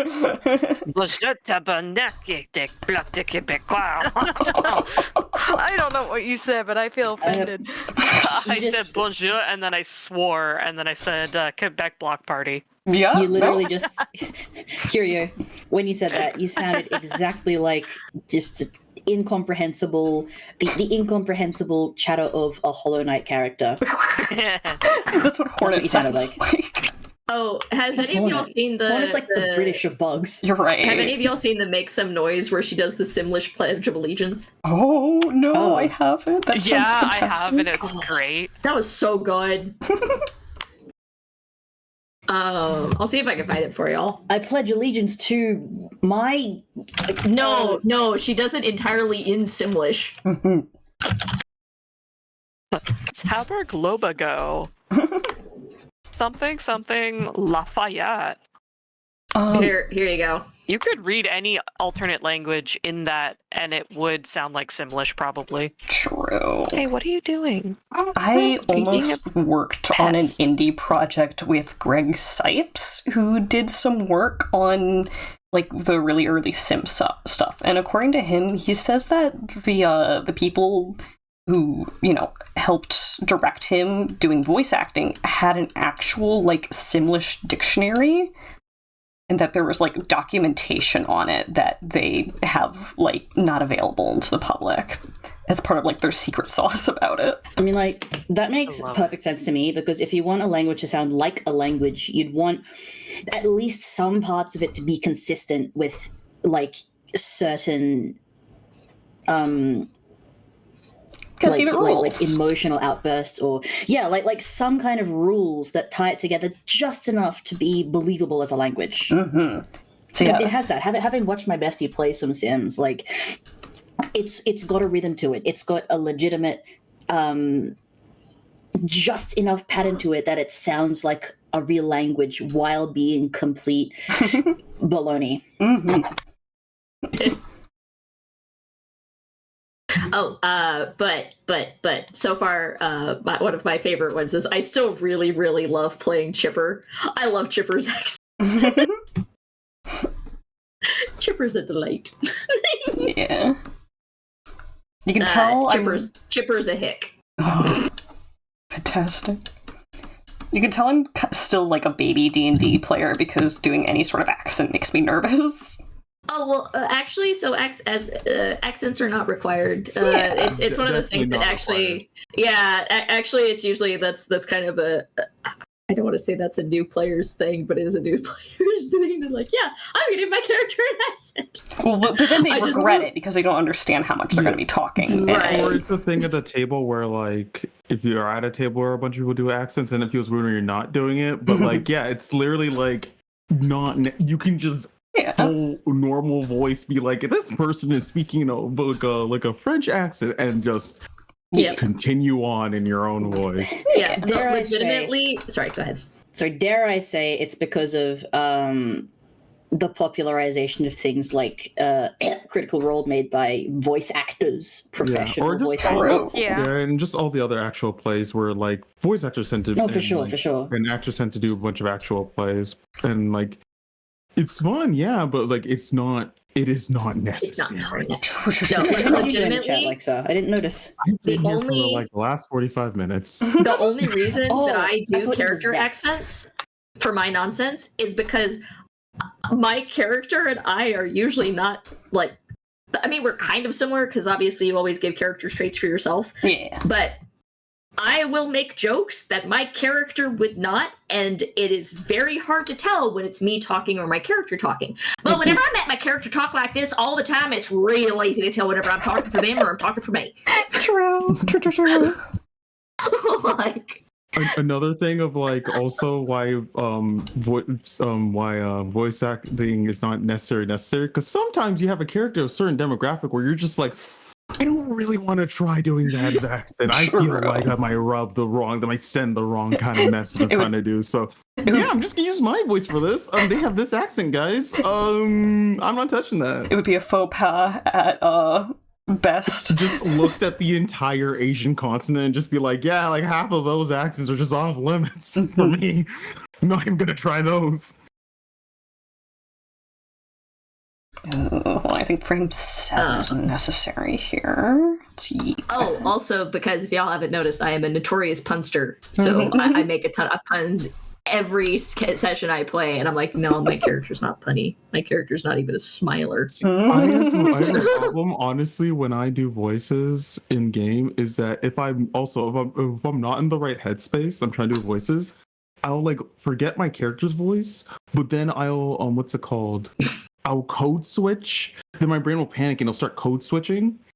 But then it'll code switch off of everyone else's accent. So I'll start talking like other characters in my own character's voice. It'll be like, everyone will turn to me like, what is happening? I'm like, I don't know. My brain's glitching. I'm so sorry. I relate to that. So I'm not even joking for whatever I was talking or thinking about, like Aaron's voice or whatever. I ended up with kind of Texan, but I was thinking it might be fun to do something more European for it, because the idea of because Aaron's dump stat is intelligence. He is not smart. And so the idea to me of having, because, normally whenever you think of not smart characters, Hick and Texan and like all the really I don't want to say farmer, but you know what I mean, like the basically non-posh folks you tend to think of. Yeah. Yeah, it tends to think of like the more southern accents. Right. So and so I was just tickled pink at the idea of doing an accent that is usually associated with really smart people for the dumbest character on the cast. Oh, that's great. No, that's wonderful. Delightful. But I ended up shying away from it. Sorry, no problem. I ended up shying away from it because I found out that another person wanted to do an English accent in the group, and they were really worried that if I kept talking in my accent, their accent would switch over to mine because they were too similar. So true. I was gonna say this is unrelated, somewhat, but I just popped on Facebook for a second, and today marks the 50th anniversary of my family being in Canada. Oh, nice! Fuck yeah! We've been menaces ever since. Do you mind if I ask where you emigrated out of? So I was born here, but how it worked was military family. So my mom was born in England, then they moved to Ireland, then they moved to Hong Kong, then they moved back to England, and then they moved to Canada. My grandparents are from Belfast, as is the entire rest of my family. Okay. Yeah. They're super fucking Irish. What are you guys fighting about? Onyx! Stop it. The doggies. Doggies want to go outside. Do you want to vamos? They're restless. Sometimes when you're building characters, you can also. So one of my favorite characters that I wouldn't say has an accent, but it's very easy to parse. Because as I said, to me the reason I do all of it is so it's easy to parse when I'm speaking out of character and speaking in character. Because, yeah. But one of my favorite ones that didn't have an accent, but it was still easy to tell whenever I was talking for them, was because when I spoke for them, I was thinking about every single word that I was saying because I was counting the letters in each word. Goodness. So it causes this sort of pausing as I try and think of each word that I say. Ah, goodness. But there's no accent. I mean, it's just me talking, but there's a very clear change. That was a nightmare of a character, though. Their whole thing was they couldn't... I was like, yeah. So, and the reason it caused that pause slowing stuff is because I decided that with their low intelligence, again, they did not know most words that had more than 7 letters. So the reason that pausing is happening is because I'm counting the letters in each word. Oh my god. Oh, that's rough.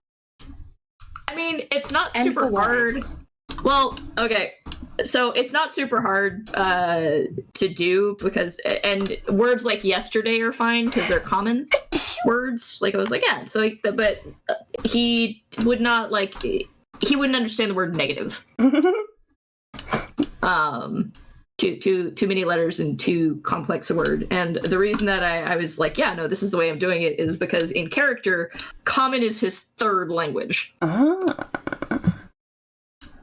His first language is Draconic.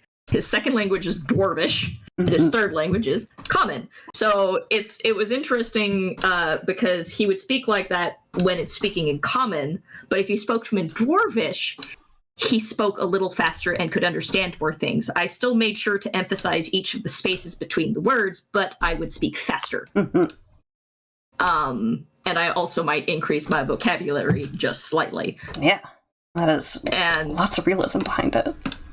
Right, and if he speaks in Draconic, then I just speak like myself. And be the native. I just a big thing I usually do when I'm doing like characters how they speak in other things is kind of like do like with the approximation of like, even if we're all speaking the language, of just what it sounds like if you only speak Common. So it's like we're all speaking like Abyssal and it's just like like type shit. But then you're just like, yeah, and we're just having a normal conversation because that shit's always so funny to just imagine. Like, you're talking about your shopping list, and we're going like this, and this, and then someone brings up, yeah, and to everyone else, we just sound like... Grunt. Gurgle, blurp.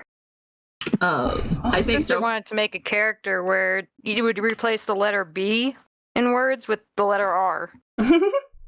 Which would be hard to think about, but once you get into a habit of it, it just falls in line. Easier, yeah. No, I had somebody who did something like that. I played a character who was an Aarakocra, and I decided in all of my infinite wisdom that... wow, that's a lot of infinite wisdom you got there. Right. Choke on it.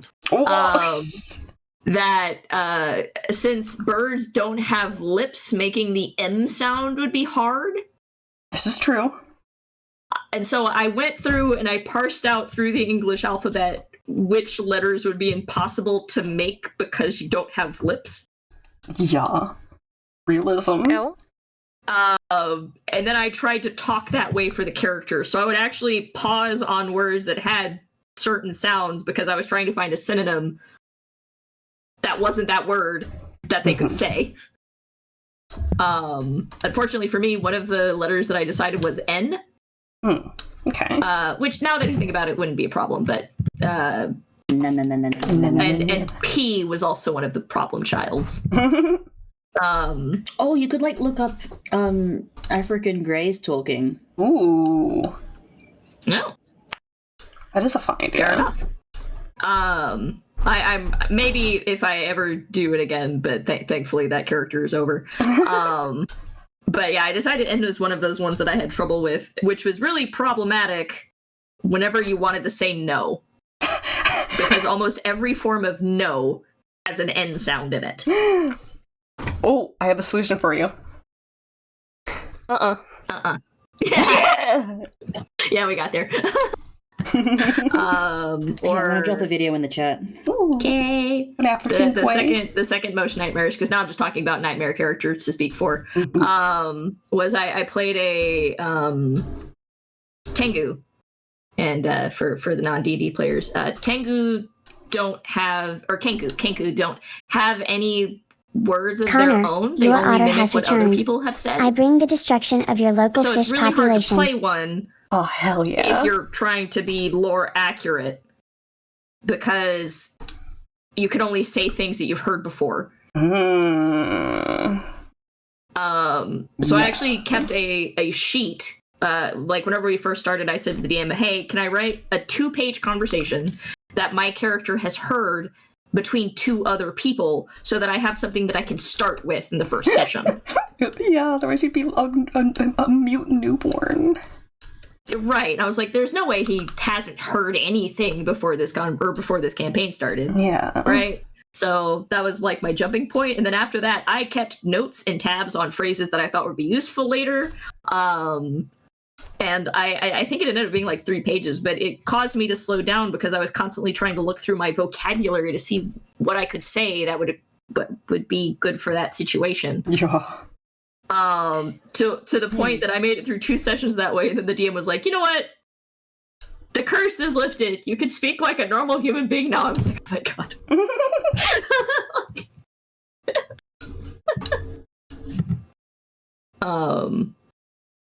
But yeah, no, that was wild. Yeah, with my Kenku, I just boosted her intelligence stat, which ended up being my downfall for being a sorcerer. Oh no. But that was the reason why she could talk normal.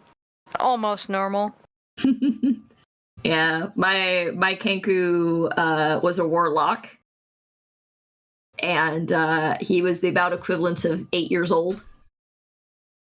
So every time I spoke for him, he spoke like this. Oh, baby. His favorite meal is cotton candy and mealworms. Excellent. I really enjoy also, yeah, and also, whenever the other party members lied to me about stuff, so if I asked things like, oh, well, what does this word mean? If they lied to me, then I would take notes about what they lied to me about, so that way if I wanted to try and use the word the quote-unquote correct way, I would use the way that they taught me and not the way that it actually is. Backfiring. That's how we taught It's how just an to air work out cover with a extra steps. Right. This is so funny to hear because like I've played 2E for so long. We have like the actual Tengu rather than like the D&D variation of Kenku. Mm-mm. And like because they're based off of mythology, they're like surly fucking assholes. They're like all pricks because they're all cursed. Except they don't have like a voice curse, they're just curse in general. It's kind of their shtick. And it's just like, yeah, ooh, yeah, I'm just a little Kenku. And meanwhile, in my head, I'm just thinking about like the fucking angry, surly Tengu sailor who's like, who the fuck's on my boat? Really, that wasn't me. Good to have a bit of I both. like making goobers. I tried making a serious character once, and it was really funny because she ended up being party straight man. I'll never forget the time my friend brought in the legendary what's it called, the street wizard. Street wizard. He's homegrown, home taught Billy Bob Barker, and he was a rogue magus. So he just like sit there like, I learned these spells on my own, and we're like, oh, he's so cute. And he just punches someone and deletes them from the earth by casting like disintegrate into them. We're just like, where'd you learn that, Billy Bob Barker? He's like, around. That's fantastic. Yeah, no, I love D&D, and I'm sorry, I will stop talking about D&D because we all know that is a trap card, and I will never stop talking. You're more than allowed. I feel like fresh out of Logic to be like a tiny Tina from Borderlands. Aww. Yeah, I don't play kid characters too often. I think I've only done it once or twice, but yeah, pulling it's kind of an interesting thing, you know. And I'm sorry, I'm gonna speak like children again. Because you start out here, and then as they get older, you start leading out the voice a little bit, and then whenever they start getting to adult ages, you get like into the right range. But it's really fun trying to come up with the right way of coming up with how are they supposed to talk and how high pitched are you supposed to be going with this anyway? Is a really funny one is that we're playing a detective style pseudo detective style campaign, and everyone had these like very like grounded and normal characters. We had someone who was like a priest of the community, and they're like a healer that had like the dark past, named Reishi, who was like a little like plant person. We had like this like a paladin who was trying to redeem himself because he was an orc from the waste, and he'd come forward to do what is right to find a new home for my family. And like this like super wet sopping like ex like criminal rogue whose like father was up to shady shit and all that stuff. And then I was just playing like a noble battle dancer. Oh. Who was just this cute little like, hello sir, I am Lady Della Clapperspire of House Syria. Pleasure to meet all of you. And she's just little gnome Meanwhile, all these people are like fucking like 1,000-yard stairs, like fighting through shit. And then over time, through the events of the campaign, they got like a throat slit and all this crazy shit happened. And then they started learning the orcish battle ways, and now they're just this like tiny little like creature wearing like a ancient orcish war mask, screaming in orcish as they run in, and then they just start dancing to the battlefield. And I was like, oh, okay. And then they just throw a spear through someone. Fantastic. I'm sorry, I don't know what VA is in this situation. Voice actor. Oh, thank you. I have fun. I've done some really stupid voices for my D&D campaign that's been just an absolute hoot. I still love Gerald. I know that he is a dumb bird, but I love Gerald so much.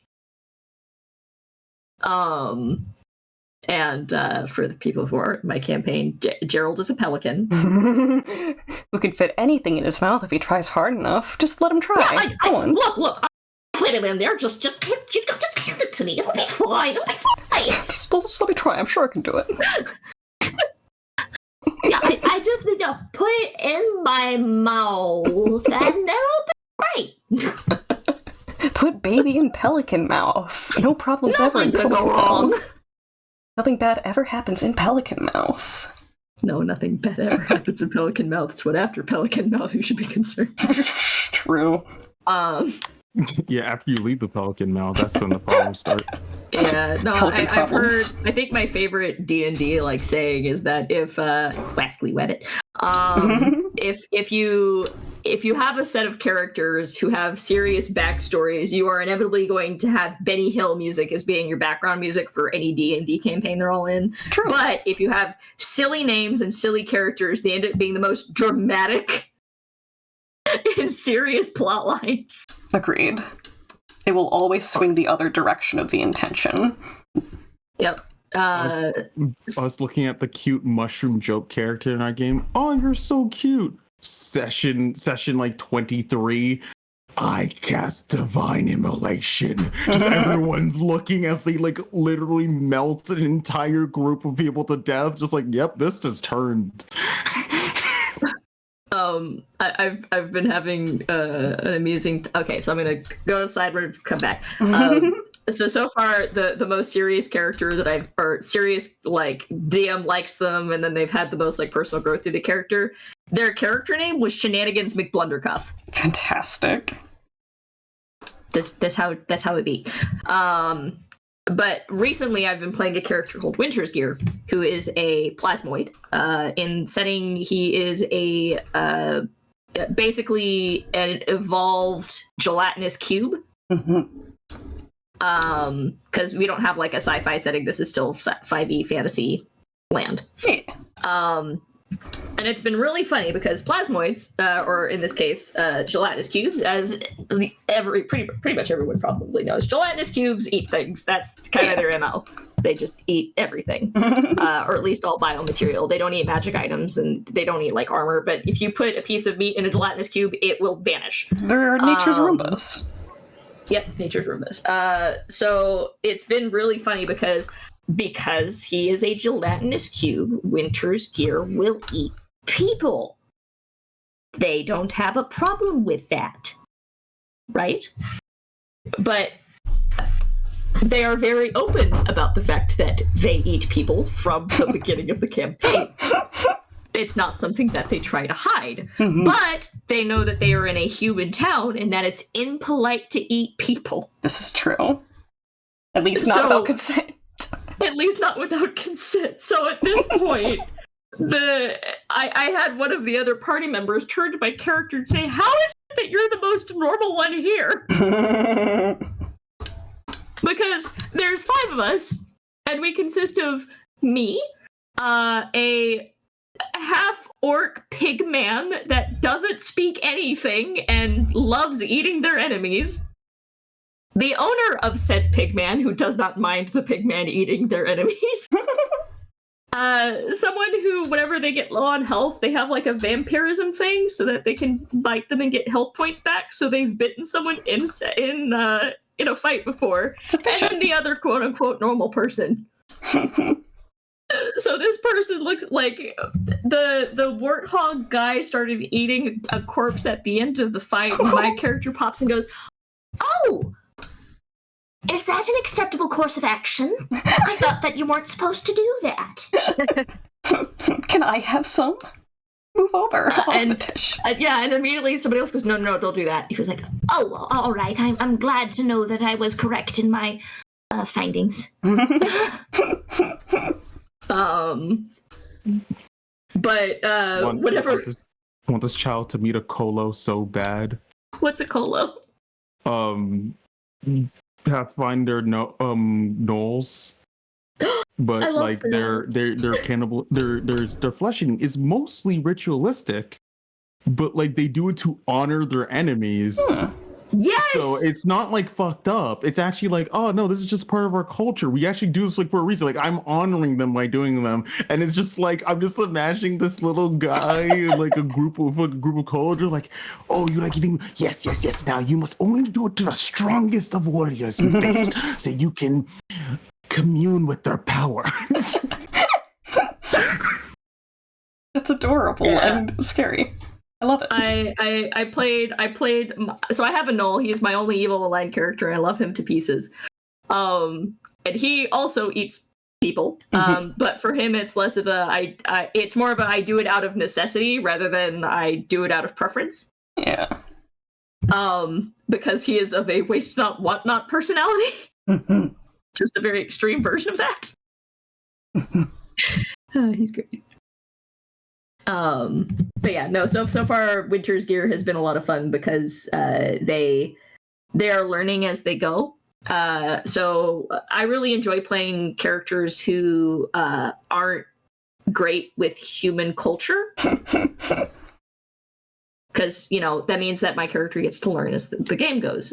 So Winter's Gear is kind of a funny muffin because they are basically part of the law enforcement team for the city. So kind of like a cop or a detective. And the reason it's funny is because the way that I have structured the gelatinous cube society, they don't have laws. Good. Because they are all basically one being. It's kind of a hive mind. So they always agree on everything. So they don't need laws. Oh, that tracks. So the fact that they are put in a lawmaker situation is kind of hilarious because they are learning what laws are as they're defending them, quote unquote. Law school speedrun 80%. Yeah, and it's been really silly because they don't understand a lot of stuff. So whenever goblins attack the town, they said, "Oh, I don't remember a holiday where short people attacked tall people. Is this one new?" I love that. Let's start that. I love them. I love them so much. And they're in that funny phase where they're it's not problematically, but they're kind of racist. They don't understand better. Because they don't understand. Listen. I'll be the first to say, listen, all right, fantasy racism just makes sense as long as you have established cultures. It kind of makes sense. I literally got kicked out of a community because I said, I think it's funny when there's a fantasy racist who either learns differently or gets their comeuppance in the form of violence. They told me that was a racist take and they kicked me out. Aww. What? That's literally the opposite. I said that it's funny. See, the problem is...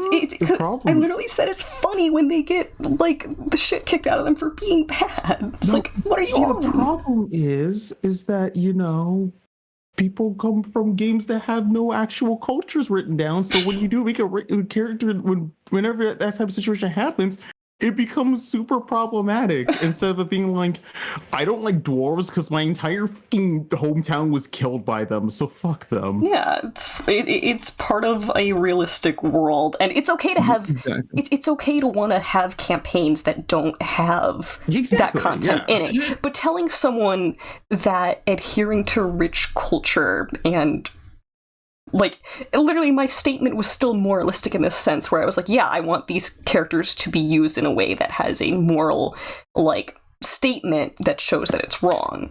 Like, anywhere on that sliding scale, you're not wrong for engaging in that. Yeah. It's crazy. And it's also, like, has such fun stories. Again, like, the little gnome noble battle dancer and this, like, giant orc, and this orc is like, but you're a tiny gnome, though. Shouldn't you, like, not be on the front lines? And my character's like, the fuck are you talking about? Like, you're like, but you're small. Like, and? Is there a problem? No, that's actually kind of how Winter's Gear, like, just delineates between people. It's just by their size. They call all other races pretty much bipeds. Huh. Because they're really bad at telling the difference between them. So gnomes, halflings, and dwarves to them are all small bipeds. Aww. Humans, elves, and half-elves are all medium-sized bipeds. Okay. Half-orcs and hobgoblins and Goliaths are all big bipeds, although sometimes they will call them insert color here biped, like the green bipeds. Talking about half-orcs. Gotcha. Because they're just like, I'm sorry, all bipeds kind of look similar to us. Oh no. Although sometimes they'll go out of their ways to say, oh, the ones with the pointy ears. I see. Like, because in my head, like they're goo. They're used to having shapeless forms. They can be anything. So why would they? I also imagine that they don't have to differentiate. To a dwarf as a loud short one. Oh my god! I imagine that would happen. I imagine a slime wouldn't have much evolutionary purpose in differentiating in visual types of people, anyways. Especially if they're like cave monsters and they have a hive mind where they can recognize each other instantly. This is correct. Yeah, bro. And how much food? Yeah, bro might just generally not be like given the natural skill to easily perform those tasks. Yeah, it's just like a really extreme version of facial blood. Yeah, true. But yeah, so the way that I've kind of like structured their culture at this point is that they trade in food rather than in money. Like they'll trade you money for food, but their main like currency, quote unquote, is food. That is what they want. Their currency is calorie. Right. So at one point we had the moment where one of the other characters said, I wonder how much this is worth, and my character ability popped up and said, oh, I'd say probably about one medium-sized monster. Fantastic. Because that's what it's worth to them. It's also like the only reason that they have a name at all. So their name is Winter's Gear Nonman. And the only reason they started doing naming conventions at all is because the bipeds, when they interacted them, started wanting to talk to specific ones of them, which they find kind of silly because they're all the same thing, but okay. Yeah. So their name is actually like the way that it's like a rite of passage for the slime village, because before you are able to successfully make a trade with a biped, you are not considered to be well evolved enough to leave the city by yourself. Like you haven't gained like the conversation skills to be able to leave without getting attacked. So the names that the slime people get are the name of the object that they traded first. Okay, Winter's Gear. So Winter's Gear, there is an item called the Orb of Winter's Gear. So they literally have the name of an object. Mm-hmm. It was either that or scale mail, and I thought Winter's Gear was more fun. Yeah. It feels like it could be an actual name. Yeah. So that's kind of that way. Whenever bipeds were like, "Hey, I want to trade with Winter's Gear," the specific slime that they talked to last time can come along. Mm-hmm. It's adorable.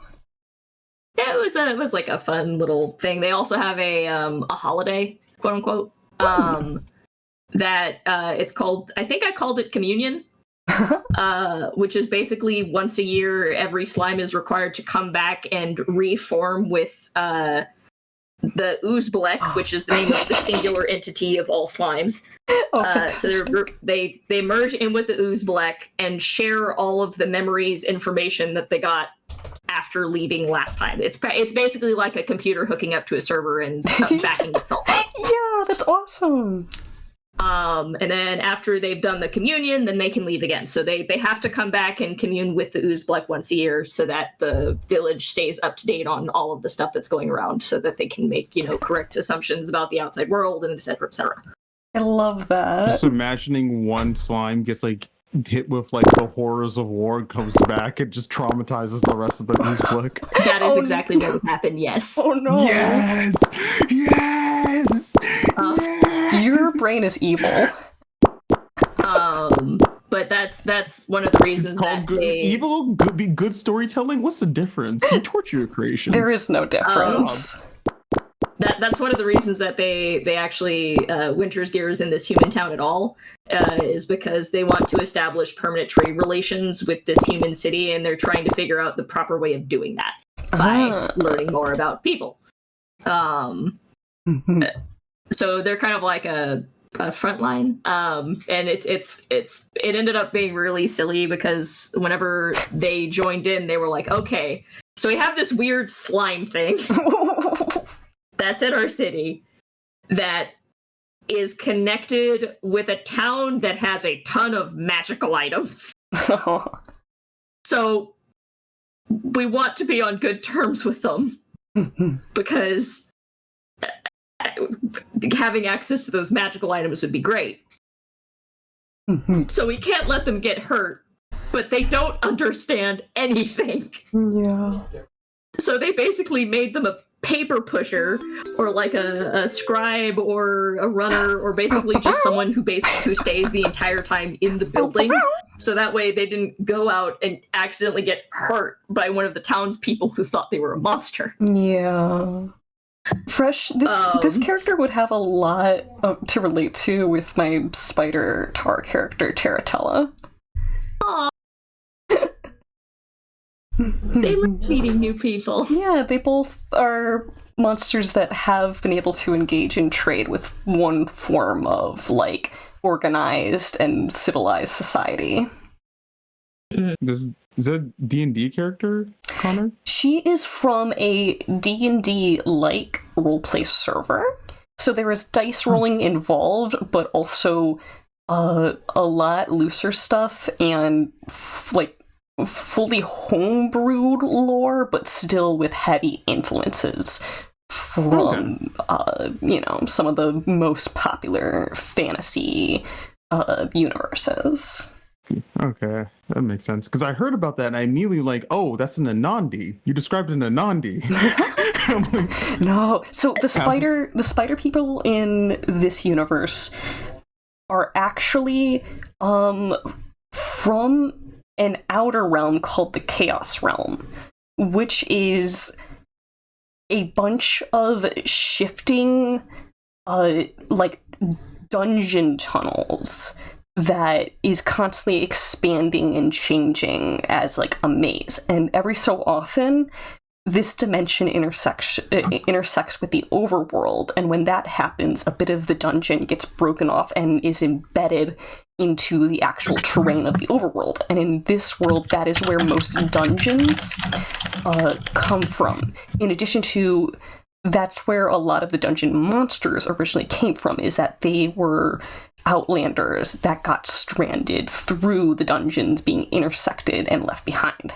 The spiders the spider people were native to there, but many are forced to live in these cave systems in the overworld and struggle with the culture of being categorized as monsters, despite being literally very sapient. Much unlike some of the other like fauna that ends up in the same situation. So that's Terratella's whole thing, is that she is technically an invasive species that is being miscategorized as like a non-sapient thing that is like perfectly okay for like the Adventurers Guild to go and like swing swords at for money. So in what's it called? In Pathfinder's creatures, there's an ancestry called an Anandi, and literally their lore is they showed up in the they were spiders. There was like sapient spiders that like grew up in like in the Mwangi Expanse, which is the allegory for Africa in Pathfinder, in the jungles, and they went and they're like, oh, there's people. And then they went to meet, they're like giant spiders. They went to meet the people. People were like, ah, spider. And then they started fighting them. They went back home and they went, no, everyone is scared of us because we look like spiders. No, we need to fix this. And then they went and they hid for thousands of years until they learned practice magic. Until they practice enough magic to shapeshift into humanoid-like forms. And they're like, great, now we can meet people. This is fantastic. And they're just like, they're literally giant spiders who polymorph into like humanoid forms, and they're just have permanent anxiety over showing other the spider form. They're just like, people don't like spider form, so now we have people form, and that's great. And now we can help people. That's great. I'm not a spider. How are you? Stories of spider folk dealing with spider prejudice always enraptures me. I don't know why it's always spiders that get like they're actually cute little guys. Like if it's like a lizard or a snake or like a dragon or something, it's like, nah, they fuck shit up. But with spiders, it's like, no. They're cute little guys. They're the cats of the insect world when they're jumping spiders. Exactly. Yeah. Also, I'm going to deafen up and raid my stream out. Bye, stream! Bye, stream! Yeah, thank you so much for the company, you guys. Well, thank you for letting me like yammer on about D&D for God knows how long. I've been enjoying this immensely. I like your yammers. Yeah, okie dokie. I've already picked our raid. Arcadio looks like they are currently doing traditional art with a hand cam. Arcadio uses they, them pronouns, and they are a fantastic streamer and artist. So, you already know the deal. Be good to streamer. Be good to each other. Most importantly, be good to yourselves. And if you didn't hear, tomorrow we are doing a bonus stream because we will be entering a Balatro competition being held by the streamer Oceanax. So, surprise, surprise, if you didn't know, perhaps I'll see you again tomorrow. Alright, now, goodbye, have a good one.